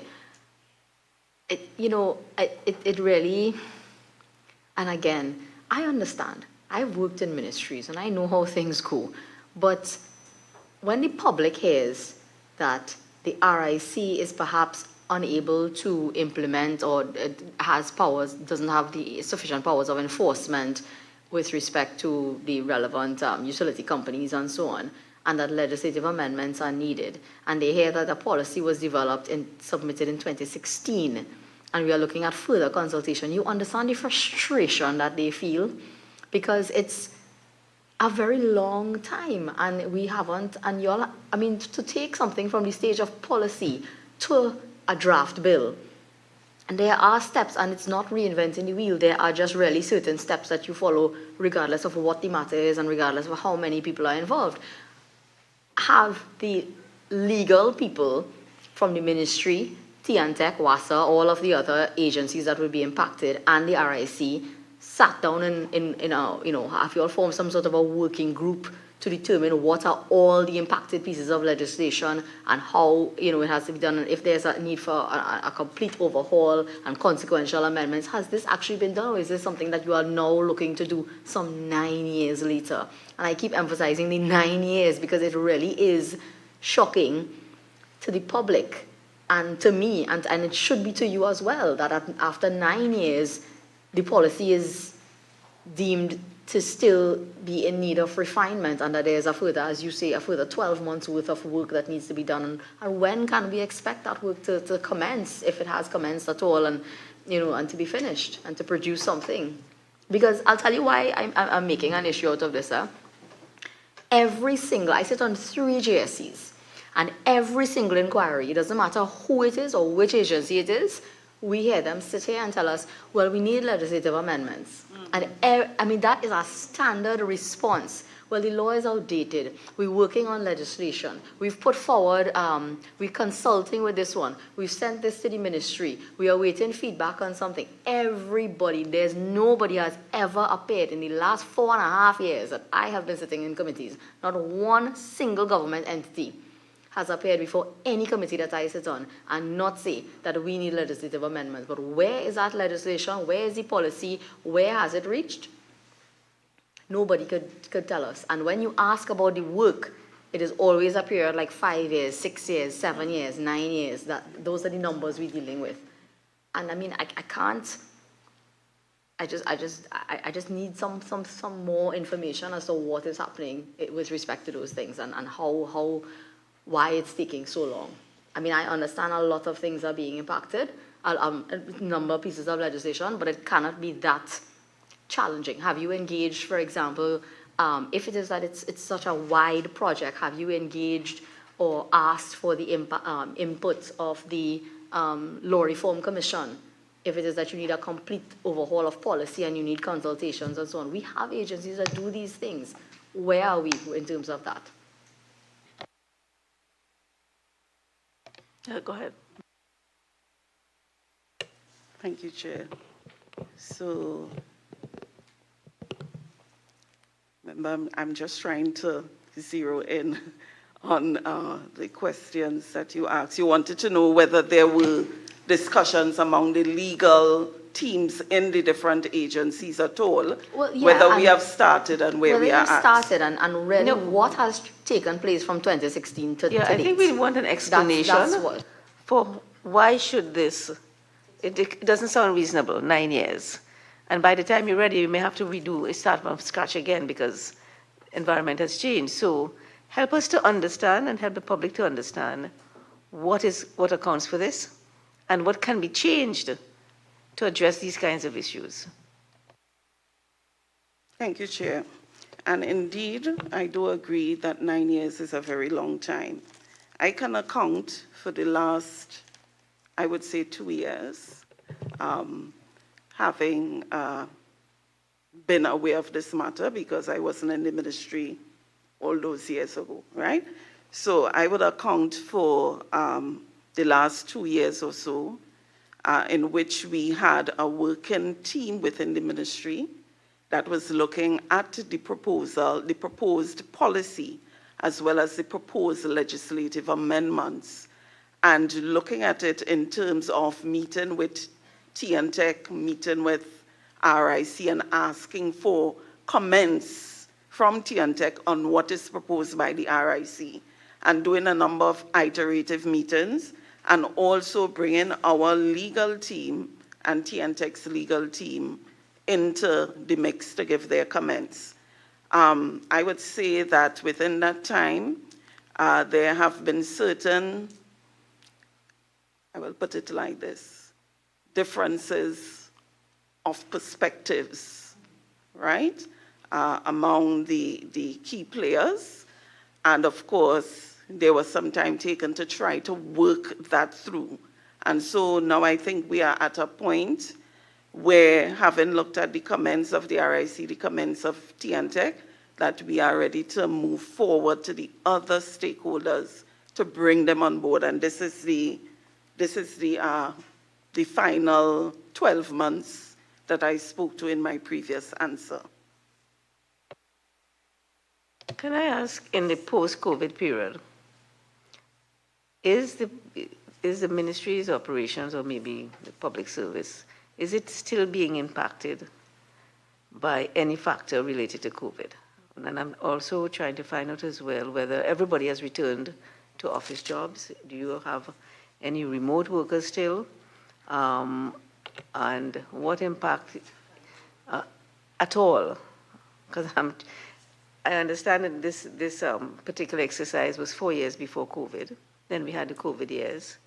But I'm trying to figure out if there are also any COVID-related disturbances or disruptions within the Ministry of the Public Service that leads to a certain amount of destabilization of productivity? As it relates to the ministry, all workers are back on site, and I am not aware of any disturbance that is COVID-related that is currently impacting the operations of the ministry. All right, well, if you say it's back to business, Madam PS, I want to move into some questions about the business plan for WASA that was mentioned previously. But before I go to that, I want to raise a matter concerning the water schedule. Every dry season, we are told that rain fell everywhere but near the reservoir. We experience flooding in the rainy season, and we are presented with a water schedule for the dry season. More and more areas that used to have a 24-hour, 7-day-a-week water supply are now cut back, and they have a water schedule. Unfortunately, water doesn't always come on the days scheduled, and sometimes when there is water in the taps, the pressure is so low that the residents do not receive a supply, and then, of course, they come to the MPs and the councillors to ask to represent their issue. Another matter has to do with how this is addressed. So there is a portal for requesting truck-borne water when there is no supply in the area. When a resident was without water for about a week, first of all, when you go on that portal, it's like a portal to Narnia. It takes about 30 minutes to actually get through, to make a connection or more when there is a crisis. We recently had a situation with the shutdown of the Desalcott plant in South and Central Trinidad, where there were widespread areas without supply, and so there were more requests for truck-borne water. So the waiting period in some cases was about an hour. That is one. When it comes to delivery, there seems to be a 5 to 10 day waiting period. Now, I don't discount that there are instances when water is delivered within 2 or 3 days. But when a customer has to wait 5 to 10 days for water to come to their home, in the meanwhile, the water comes back in the line. But those few days of crisis presents a public health challenge within the household. And I am raising this because the issue of truck-borne water supply has come up, the efficiency and effectiveness of it. In crisis situations, what is the plan in crisis situations? Because it is clear that on a normal basis, you may be able to deal with supplying all your customers. But when there is a crisis situation, a plant shutdown or Desalcott stop for supply for repairs and so on, the unwillingness, what appears to be the unwillingness of the ministry or WASA to contract additional trucks to meet the demand is of concern to me. And so I want to raise this matter to ask you about this situation with the water supply schedule that was issued recently, to ask what is the plan for WASA to ensure that all WASA customers get a reliable water service, water supply in this dry season in accordance with their schedule, or even better if that is possible. And I'm saying a reliable supply because I acknowledge that everybody will not be able to get a 24-hour water supply. WASA has shown that trend over the last, but at least if the supply is reliable. And I'm saying this from a perspective of being a member of parliament who receive complaints and make representation on behalf of residents, but as myself as a WASA customer. In the area I live in, Carapo, sometimes we go for weeks without water. I have purchased over the years 6,000-gallon tanks to supply my home, and I live with myself and my son alone, and I'm hardly ever home. And that tells you sometimes those tanks get empty and I have to call for water. So it tells you the extent of time that myself and my own neighbors stay without a reliable supply in the line, and our tanks get dry. And this is not uncommon in Trinidad and Tobago. So can you tell me what is the plan for WASA to manage your water supply so we all get a reliable supply in this dry season? And in so doing, because I could see that these are questions that you might see that need to be directed to WASA, but what is the relationship between the ministry and WASA in terms of monitoring its service? Is there a unit, and where is the accountability element within the ministry in regard to public utility services?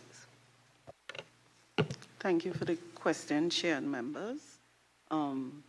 I would like to invite my manager, customer service, to give some perspective on the management of water trucking and the response to customers in terms of the situations as described by the member.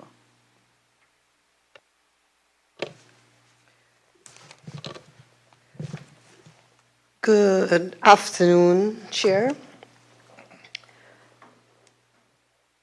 The issue of the provision of water supply is one that undoubtedly the ministry is going to acknowledge, that we continue to face some challenges in meeting the full demand of the population.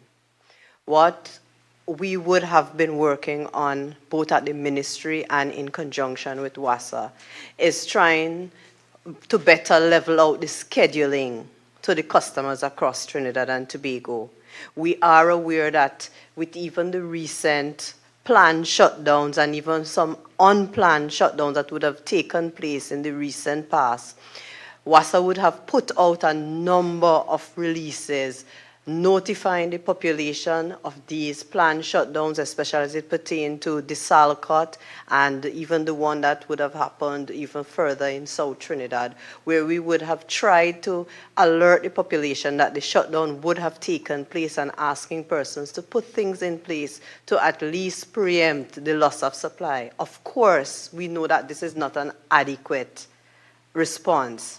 But of course, with that, whenever there's a shutdown of that nature, the focus for truckborne water has always been on the institutions, your home for the aged, schools, hospitals, yes. So we do acknowledge that the truckborne water supply that would be provided would not be adequate to meet the demands of everyone who would have been out of supply, especially as you enter the tail end of that shut-off period. But it is something that we are looking at the ministry. We have acknowledged that there may be times where we may need to bring on additional supply, especially if the shutdown period is as long as we would have originally projected. So it is something that we will consider, but it's something that the authority is trying to balance the need for the truckborne water while we also focus on other projects that will increase water supply on a more consistent basis. WASA announces and publicizes that they will provide rebates for customers who do not, for some reason, you don't get a supply. What happens when you are on a schedule? All the missing days. Is that part of the rebate system? Because I pay for a month's supply of water. I am getting water 2 days for the week. So but I'm still paying for a month's supply. Does that the water schedule taken into consideration when you consider this rebate option? If it is that the schedule is less than what was promised, the actual delivery of water is less than the planned schedule, it is something that WASA would consider on a case-by-case basis. But WASA itself has acknowledged that persons will be on a scheduled water supply while we seek to bolster the total supply to the population.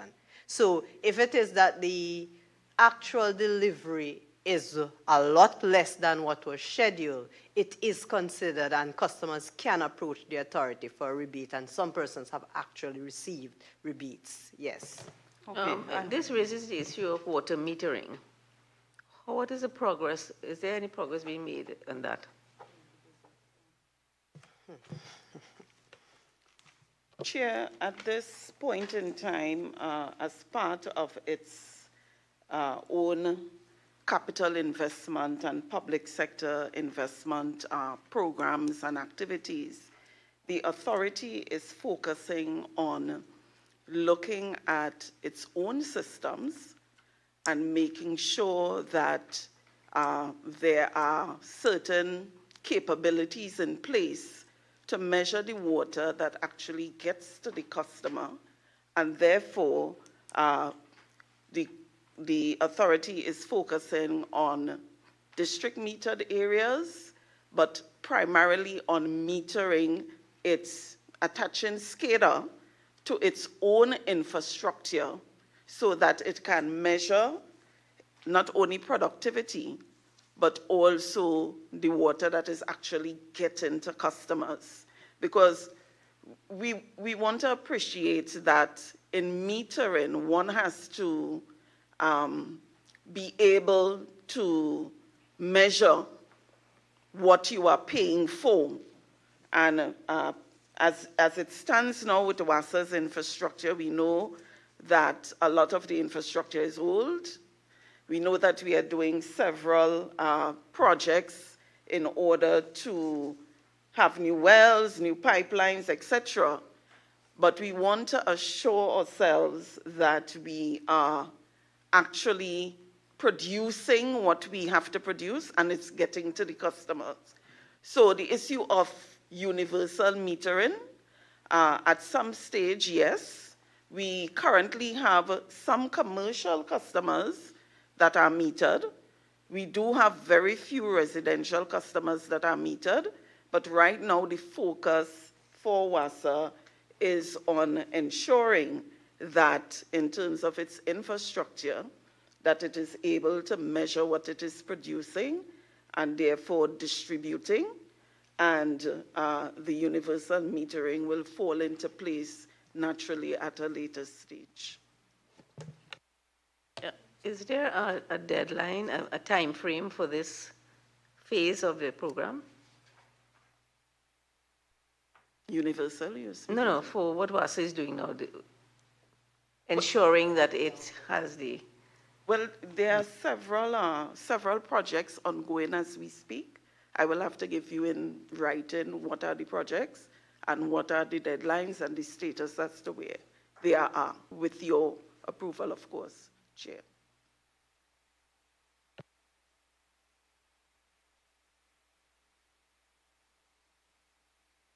Before you move on, looking from the responses to our questions from Parliament, and this has to do with the price review proposed for WASA. In the written response, it was stated that the RIC is awaiting feedback from WASA for a clarification request pertaining to the price review. And the deadline for submission was February 28th, 2025. So my question to you is, what aspect of the business plan required further clarification from WASA? Did WASA meet this deadline? And if the feedback was received from WASA to address the RIC concerns, because this business plan, and this is really falls under the chairman of the RIC, the public is now waiting with bated breath after the proposed increase in electricity rate for whether there is going to be a proposed increase in water rates. And the question, of course, is with the political holdback of the approval of the increased electricity rates, whether these both utilities could see an increase if the current government stays in government, if they could then implement that after the election. So if they are holding back on it now and you are holding back on an increase in rates because there is an election coming, immediately after election, who knows, the rates may go up. So I'm raising this in light of the concerns of the proposed, are we seeing an increase in water rates coming, Madam Chair? Thank you, Member, and through you, Chair. We're not at this stage to make that conclusion at this time. So rate reviews are very much an iterative process. You know, we get information, we send for clarifications, and I would address the question you have on the floor with respect to what areas we're asking for clarifications. But generally, you know, we would see a number of projects. Some of them are not fully justified. Some of them we may want to know, is that really the true cost? How have you benchmarked it? What, you know, we may have information as to, let's say, different information that we may say, well, this looks a bit high, and we want to know how do you justify the increase. So there are a number of clarifications. Those clarifications were sent to WASA, as you indicated, in November, and quite recently we received a letter from WASA saying that they're still looking at them, and they will respond by April the 4th. So we're looking forward to getting that in those responses. And I would also just say that those responses, I hope they're satisfactory, but if they are not, we will continue to engage with WASA until we are satisfied, and then we move on to the other stages of the inquiry. And I'll just ask, are you able to say?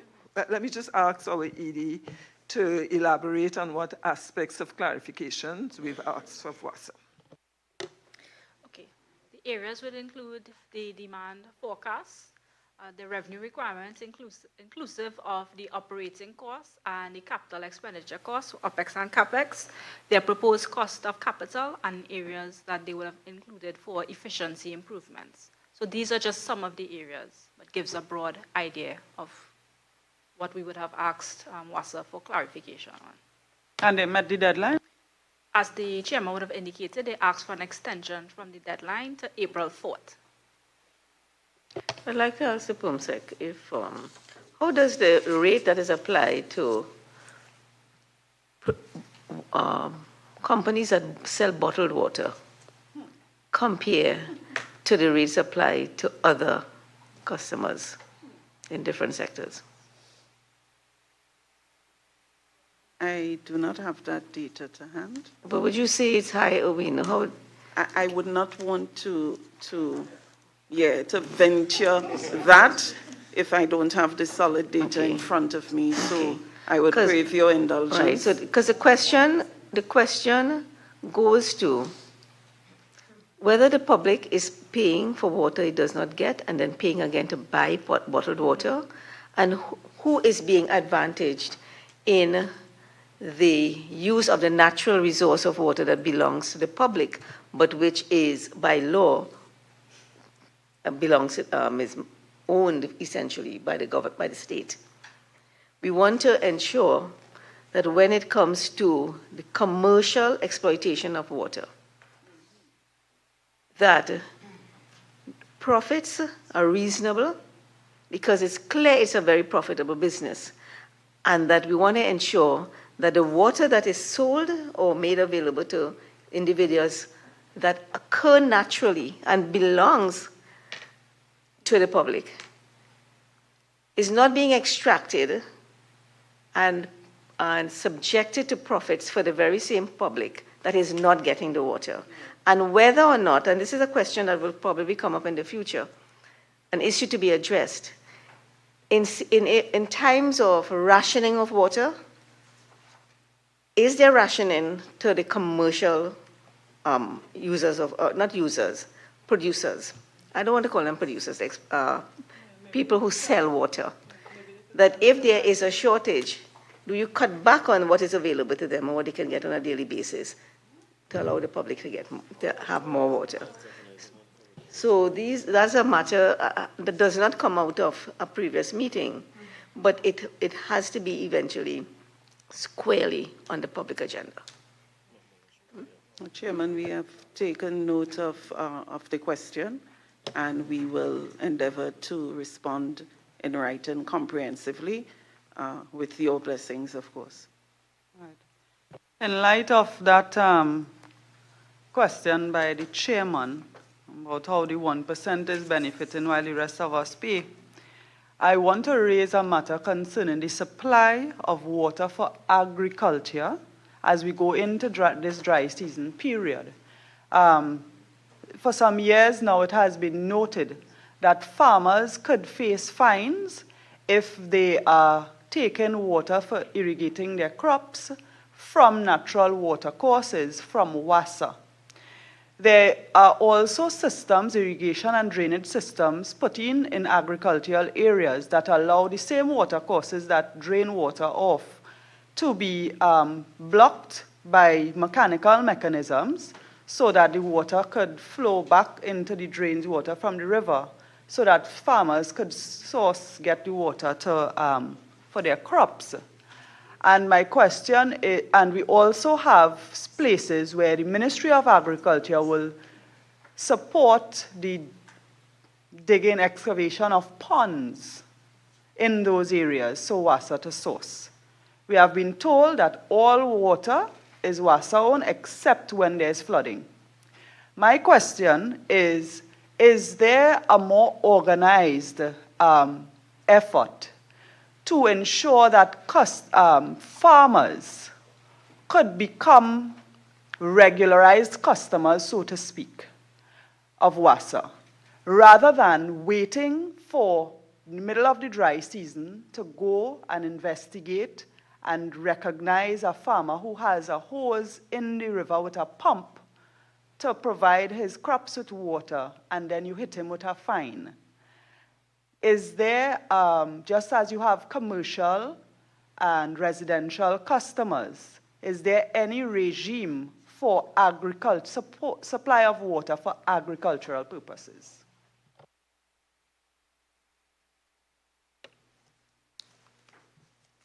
Thank you for the question, member. I'm being very careful here, because I think that some of what you've said, I cannot speak to, but the authority may be aware and may have a perspective on it, which I am not aware of. But as to whether there's a regime for agricultural customers, I would want my manager, customer services, or Emily, to speak to whether there is a defined regime.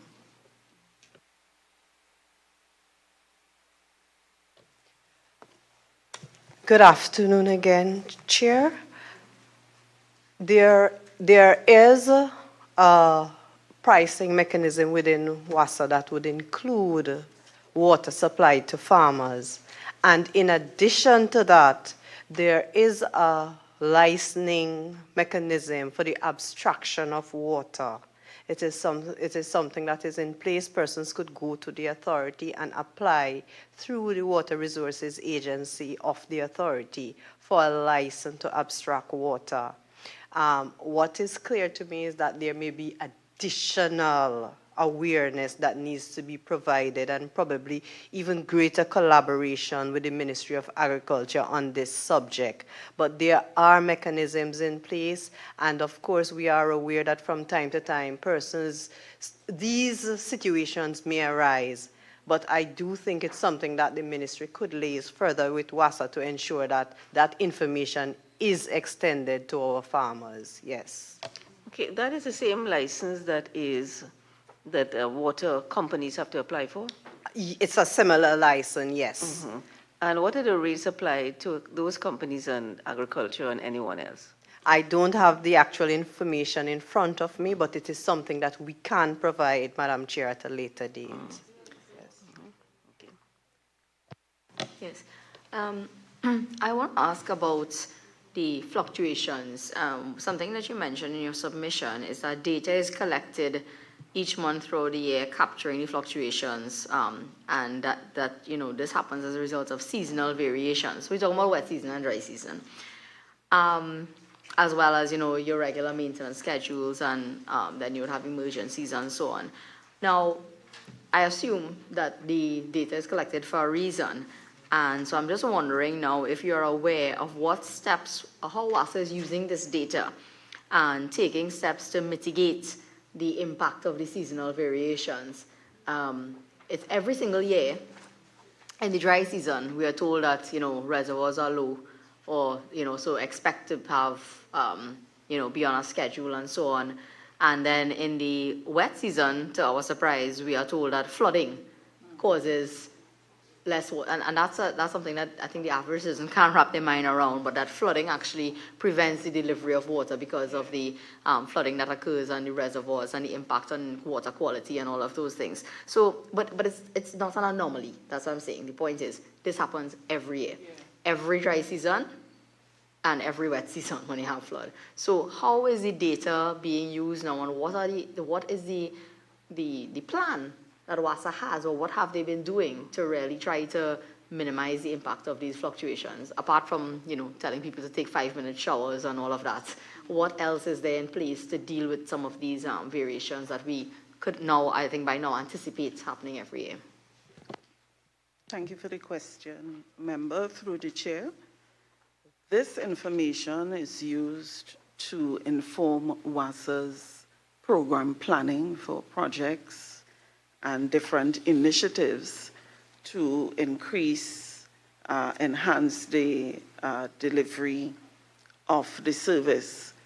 So the disparities in access to water, the variations that we've seen over time, all of this information goes into the planning for the ensuing cycle and planning of programs and projects, some of which I would have spoken to earlier when Madam Chair asked me to give an indication of some of the projects.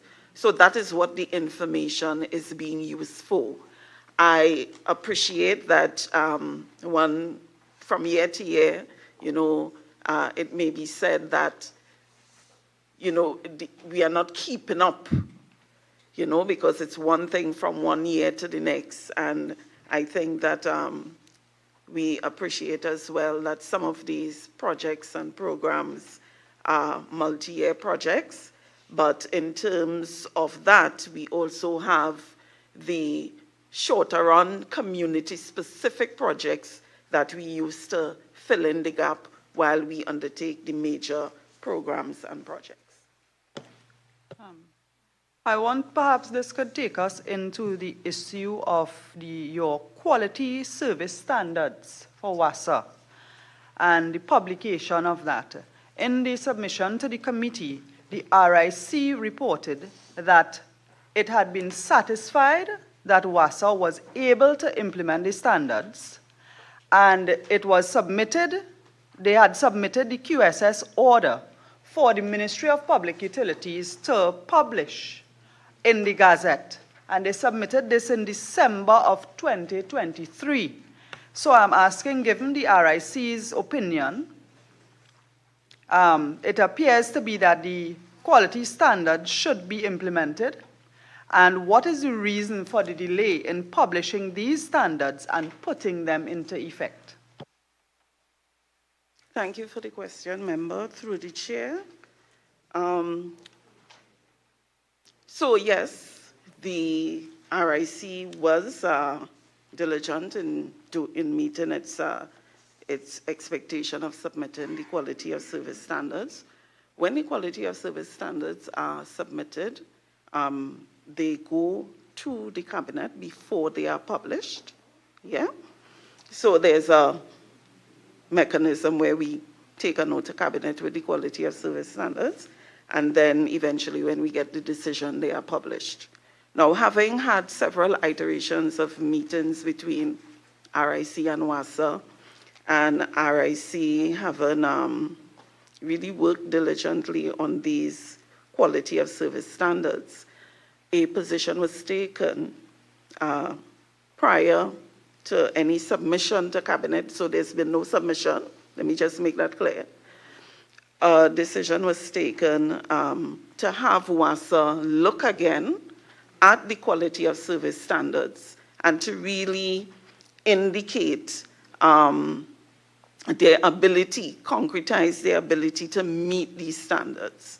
And that therein lies the delay, right? So while WASA is currently, their position is that they are currently unable to meet the quality of service standards, the authority is actively working towards re-engineering systems through its technology platforms, and these improvements will be integrated into WASA's operational control center, will enhance the management of service requests, reporting on service delivery to customers, and providing accurate reports to the RIC on areas related to the quality of service standards. And WASA expects that these process improvements will take effect by mid-2026.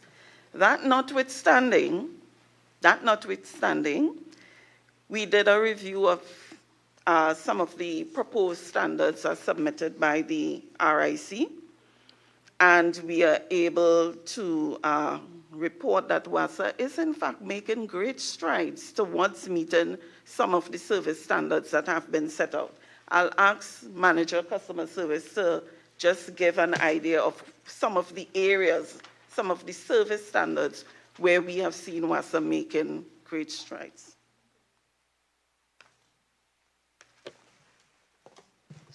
So member, through the chair, as our permanent secretary would have articulated, WASA, at the time these standards were put forward, would have admitted, and I think it's something that we could all acknowledge, that it was not in a place to really deliver or meet these quality of service standards.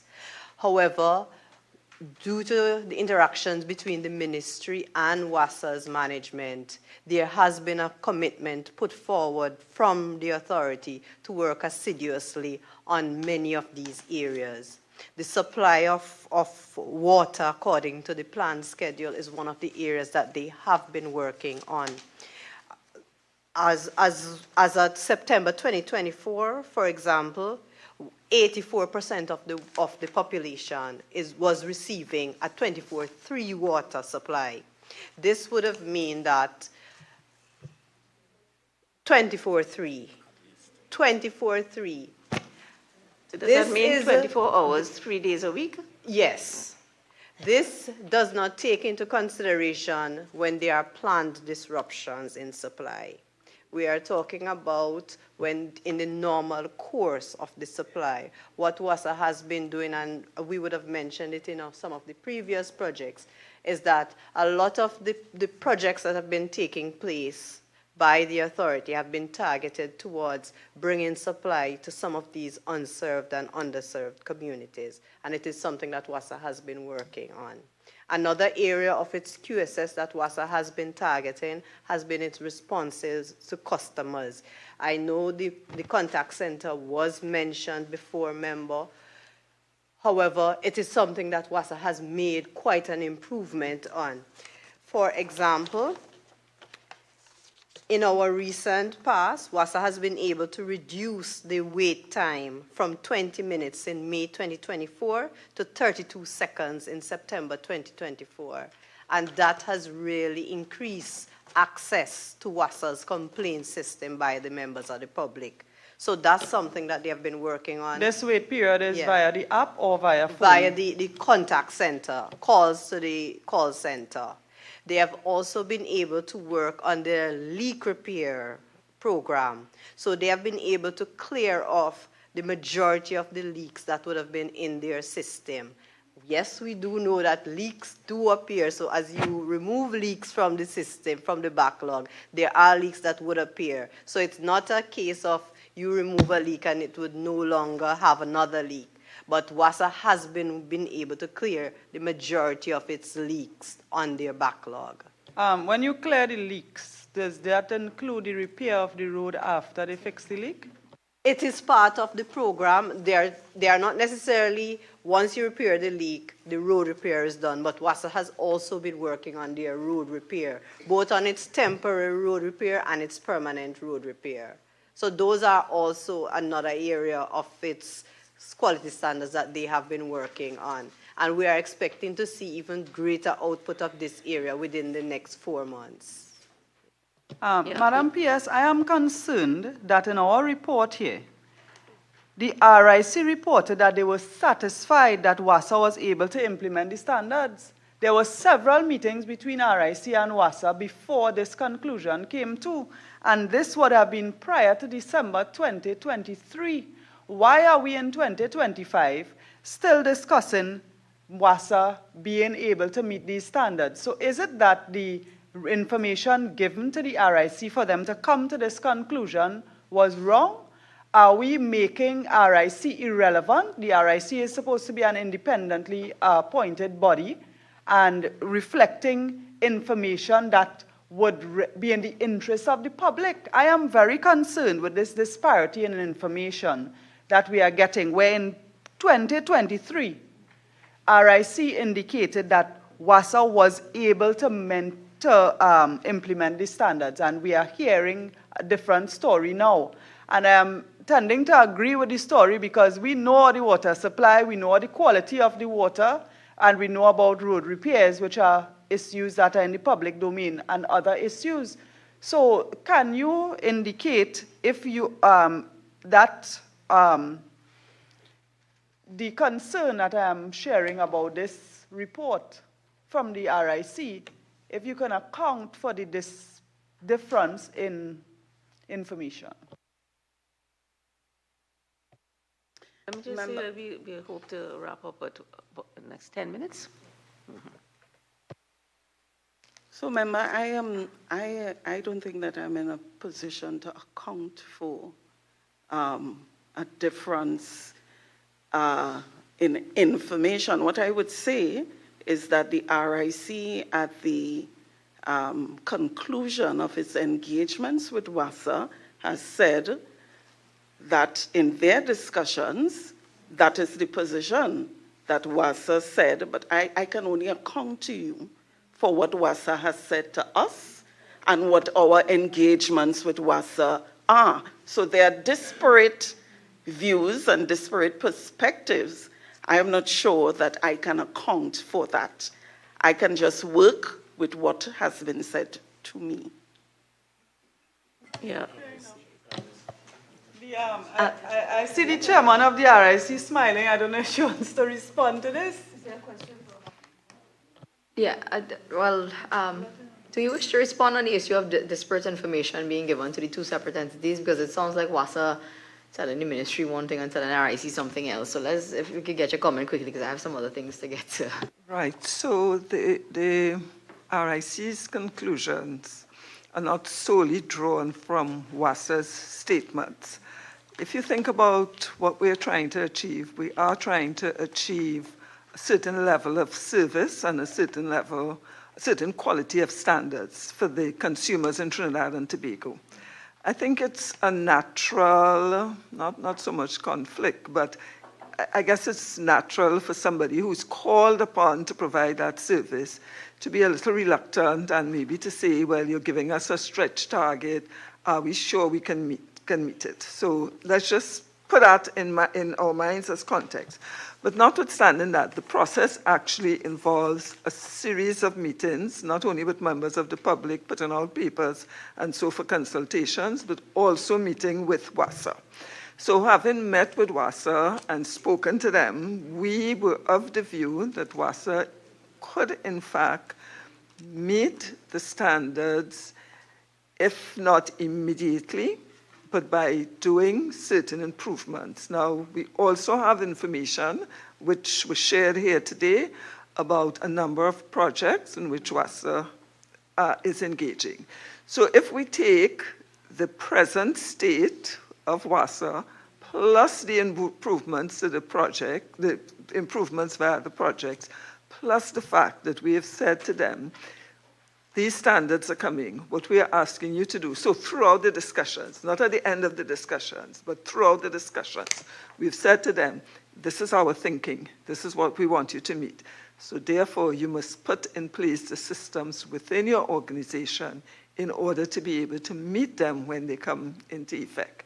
And then in addition, there is a process where we could actually, or where we have actually allowed some moratoria for the standards. So in our view, these standards could be published now. We've met with WASA subsequently because, as the PS was saying, they may have indicated, a little concern. And we've actually gone through standard by standard with them. And I hope we've convinced them that this is something they can take on. In fact, quite recently, I was in touch with their chairman, just answering a few questions here and there, and I told him I hope these are the lingering concerns that he has had and that now they have been addressed. We need to look forward to the next step. Okay. Madam Chair, I'm listening to you and I see myself like trying, I have to sit sometimes and convince my daughter that she's quite capable of doing, 6 times table multiplication. And that's almost like what it sounds like you're doing. You have an entity basically, concerned whether they could really recite the 6 times tables, and you trying to tell them, well, yeah, don't worry, it's within your reach, you go for it. But anyway, as we're on the topic of quality of service, I want to talk about your complaints procedure. Just now, may I just say that I think the nature of our role is to push for continuous improvement. We cannot say this is the standard, and I think we would admit in Trinidad and Tobago we're not satisfied with the standards. So I don't think we can really settle and say, well, if this is what you're doing, this is satisfactory, we're going to put those in the standards. We need to get them to step up a bit. We are doing incentive regulations.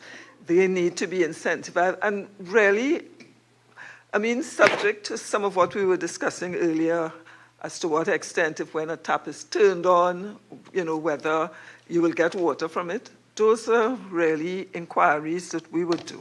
When we did the TNTech rate review, we've asked that an auditor be appointed to go and test and check some of the statements they are making.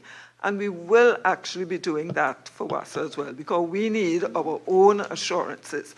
Our goal is really not to punish WASA, penalize them or anything. We want them to be able to provide the service and get a fair and reasonable rate. So it is in our interest and it's our obligation to make sure that these projects that are listed, that they really are working and that the standards could be met. Yeah, but the difference between the member's daughter and WASA is one is a child, one is a taxpayer-funded entity dealing with an essential product, output, which is water. So gentle coercion, incentivizing good behavior, keeping in mind that the RIC has a clear mandate and the public is depending on you, and you max out the authority you have. This is serious funding that could be going to other things if it were well run, that could be going to education, health, social services, and so on. So I don't want you to see this, this is not a child being helped and held their hand. This is a serious issue. Is there something you want to... Chairman, let me assure you that as far as WASA is concerned, notwithstanding that my demeanor, that I have been quite robust with them. And I will continue to be robust with them because I think this is an important issue. As you've said, water perhaps is the most fundamental aspect of our living conditions. Okay? And I'm disturbed by the fact that we're talking about 24 by 3 days a week for 85% of the population, which works out to 42 point something percent. And if you add the 15% that's not getting 24 by 3, we are way below half the population getting a continuous water supply. That's a crisis. That's a water crisis if less than 40% when you add the 15%. And may I just add to that, I live in San Fernando, which is a city of hills. And I know MP Amin mentioned it, but I don't even know that if WASA is measuring, when they say they're delivering water 24/3, if they are really catering for the people who don't have sufficient pressure to get water into that. So to reduce that even further. So I'm happy to hear that you're not lowering your standard. There was another entity that appeared before us when they said the targets weren't met, they reduced the targets. So I'm happy to hear that you all are not this committee, national security, actually. If that doesn't send off alarm bells, I don't know what will. But quality of service standards ought not to be dropped because the entity is having difficulty. But as the chairman rightly says, this is not a child they hold in their hand. Maybe it's time to start to share some licks, the way I share licks for 6 times tables. Okay. And we need to move on from there. But I want to get into your complaints because you mentioned that, you all have received on average 1,662 complaints via email for the period January 2019 to January 2025. That's exceptionally low, I find. But maybe people don't know that they can complain to the RIC, so I hope after today you'll see a boost in those complaints. But I just want to find out if you can tell us, as of now, February 2025, let's say last month, how many of those complaints have been resolved, and perhaps you can tell us, if not right now, but in writing, if you can give us a breakdown of, the complaints which have not been resolved, if it is that it's pending, and a time frame for resolving them. And also, in general terms, or if you want to provide it in writing, could you tell us in nature, like how you classify those complaints? What are the general complaints that you get against the two main utility companies, WASA and TNTEC? Through your chair, I'll ask my ED to give a summary answer, but in the details, we will follow up with that. Thank you. Okay. I'd like to, sorry. I'm sorry. To answer the question, through your chair, the complaints for 2025 will be provided, but generally we have, in terms of TNTEC and WASA, by default, which we will have been discussing today, for WASA, many of the complaints will basically be to water supply, disruption in their service, and request for truck-borne supply. Those would generally be the major categories for WASA. In regard to TNTEC, the complaints generally are very broad range, and they go from things like power outages, lines, damaged appliances, high-low voltage complaints, bill inquiry, street light repair. Those are the ones that will generally span, and we would see major complaints coming to the RIC. And can you tell us generally, about the, how complaints are resolved, how many of them to date, based on your last submission of the 1,662, how many of them have been resolved? Again, I will give you the exact details of the numbers, but generally the resolution rate for the complaints that are received are around 80%. And can you state for the public record, what are the mechanisms by which the public can make complaints to the RIC? And what areas should their complaints be about? So in accordance with the RIC Act, customers can bring concerns to the RIC, and I'll just make sure for clarity, after they have made their complaint first to the service provider. They have not sought redress, they can come to the RIC, and the areas are with regard to rates, billings, and any area for unsatisfactory service. The RICs, we take complaints via various methods. So you can actually, we take walk-in customers, emails, letters, phone call, we have WhatsApp, and any of our social media platforms, website. So we try to make it as broad as possible so that persons can actually have that redress. Phone. And our phone, we have an 800 number, so it's toll-free. Okay, I'd just like to close with one last question about renewable energy and the status of the various policies, including things like, well, the licensing process, like you have a solar installation, and the extent to which, how easy is it, and what is the process and the length of time it takes to get a license. I understand TNTEC has increased their rate for that license. I think it's about 3,000 now. And whether or not, how is that managed? As well as the status of things like feed-in tariff policy that I knew went to cabinet, but I don't know if it's out. And a feed-in tariff is one of the things that will encourage people to be able to, whatever extra they get stored in the battery, that it can be sold to the national grid. So if the PS can just give us some information on that. Thank you, Chair. As regards this the feed-in tariff policy. That exercise is being led by the Ministry of Energy and Energy Industries. The Ministry of Public Utilities was fielded representation on that committee, but as to any next steps or the way forward, that is at the purview of the Ministry of Energy and Energy Industries. So I don't really have an update as to where they are, what the next steps are that they will be taking.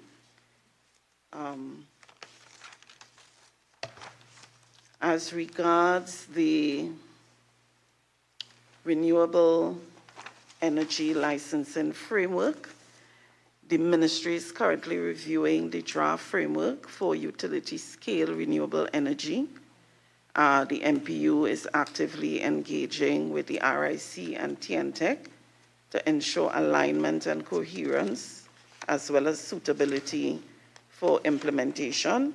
I would like to ask my manager, customer service, to provide any other input in terms of the ministry's action in terms of renewables.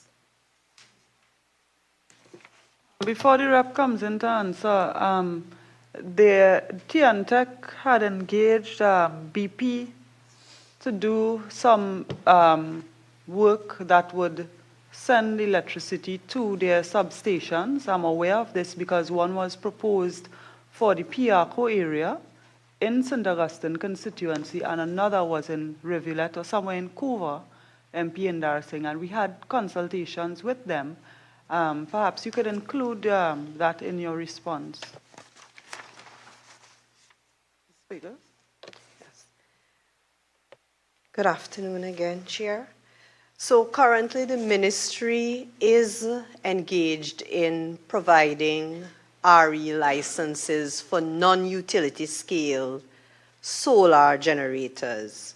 As you may be aware, we do provide licenses to the members of the general public for standby generator licenses. And having reviewed that framework, we would have recognized that we were able to include the RE, small RE generators within the ministry's licensing framework.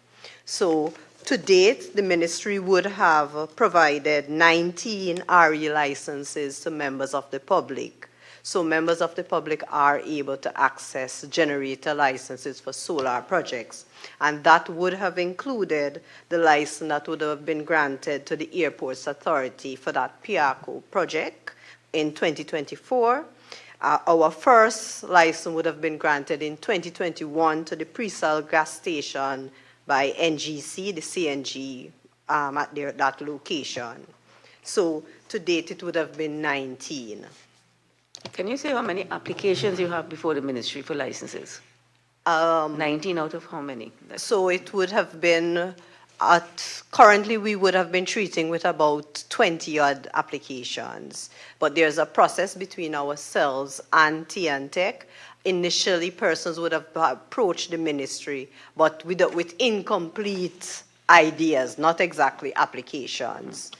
So, okay, so for the public interest, the viewing public, can you just outline the process? And this is especially for residential solar systems. It applies to, it's not only for residential, because all the licenses we would have granted to date would have been under what we would term commercial. They would be predominantly for institutions, schools. We would have had the Red Cross. So different individuals who are putting solar in their homes, are they required to have a license? Yes, they are required to have a license. But they don't have a license yet? Many do not. Right, yes. And so in essence, they are in breach of the law? I would say so, Madam But Chair. the ministry and the authorities are exercising discretion not to penalize people. Is that what it is? Because, and what is the law?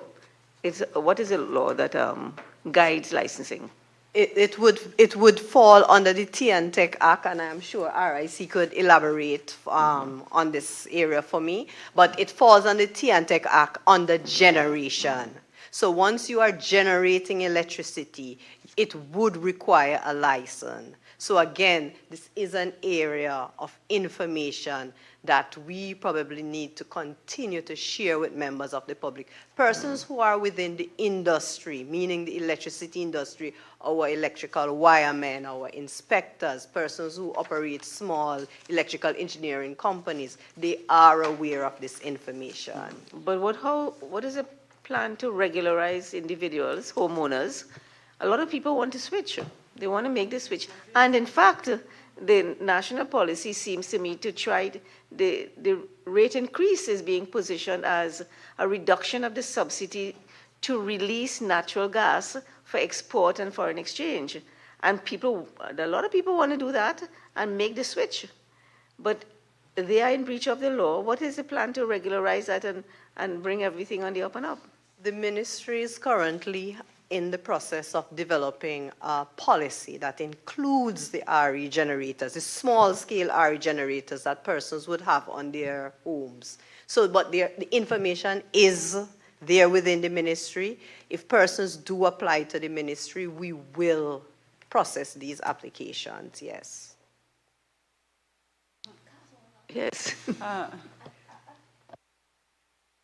So I'm just curious, does the Ministry of Public Utilities have a corporate communications department? And if so, do you have a corporate communications plan? Because again, about 3 or 4 answers coming from customer service, the customer service manager, is that maybe we need to do a better job of letting the public know about these things. And information residing within a ministry doesn't really serve anyone. And so that if there's a process, and if the ministry is aware that people are doing things, I'm sitting here and I remember how excited I was hearing about a Rotary Club that undertook, instead of giving out hampers for Diwali, they install solar panel lighting at a children's home to light up the place for Diwali, and that was the thing. And I thought that was such an amazing thing. And I'm sitting here wondering if I need to call these people and tell them, you all might be in breach of the law. Because who knows about these things and what are they doing? And is the ministry monitoring what is happening in the public and using its corporate communications function effectively to disseminate information to treat these issues before they become a problem? Because I find that I'm just hearing that there's too much that you seem to be aware of, but nobody else seems to be aware of. And when I say you, I mean all of the people who are in the industry and working in it. So I think that's a real problem and something that has jumped out at me in the course of the last couple of hours sitting here. And there are implications, even if you say that we will process the application of the individual. Insurance companies might say, as long as you're in breach, we're not going to cover your house because you're in breach of a law. So there are implications. So while you're getting around the law by processing an application, if there is some need for a TNTEC in terms of the TNTEC Act, that has to be addressed. Is there anything the RIC wants to say about this? So, Chair, the RIC, really our focus is utility scale renewable. I think the questions are being asked about small scale, and those go directly to the Ministry of Public Utility. But even with the utility scale, those licenses are granted by the Ministry of Public Utility as well. We have actually done some work and submitted a compendium of laws, including changes to the RIC Act, changes to the TNTEC Act, and so on.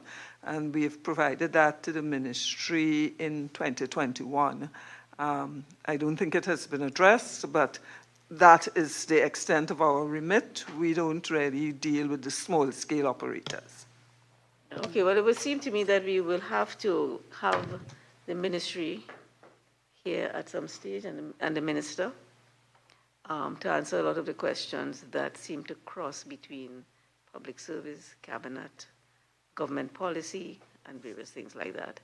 And if there are no further questions, we can call it a day here. And thank you very much for your input. And I'd like to thank all stakeholders and the viewing public. And thank you especially here for sharing your invaluable knowledge and experiences with the committee. I'd like to thank the committee members as well, and of course, the staff of the Office of the Parliament for your procedural and logistical support, and especially the viewing and listening public at home. Thank you. This meeting is now adjourned.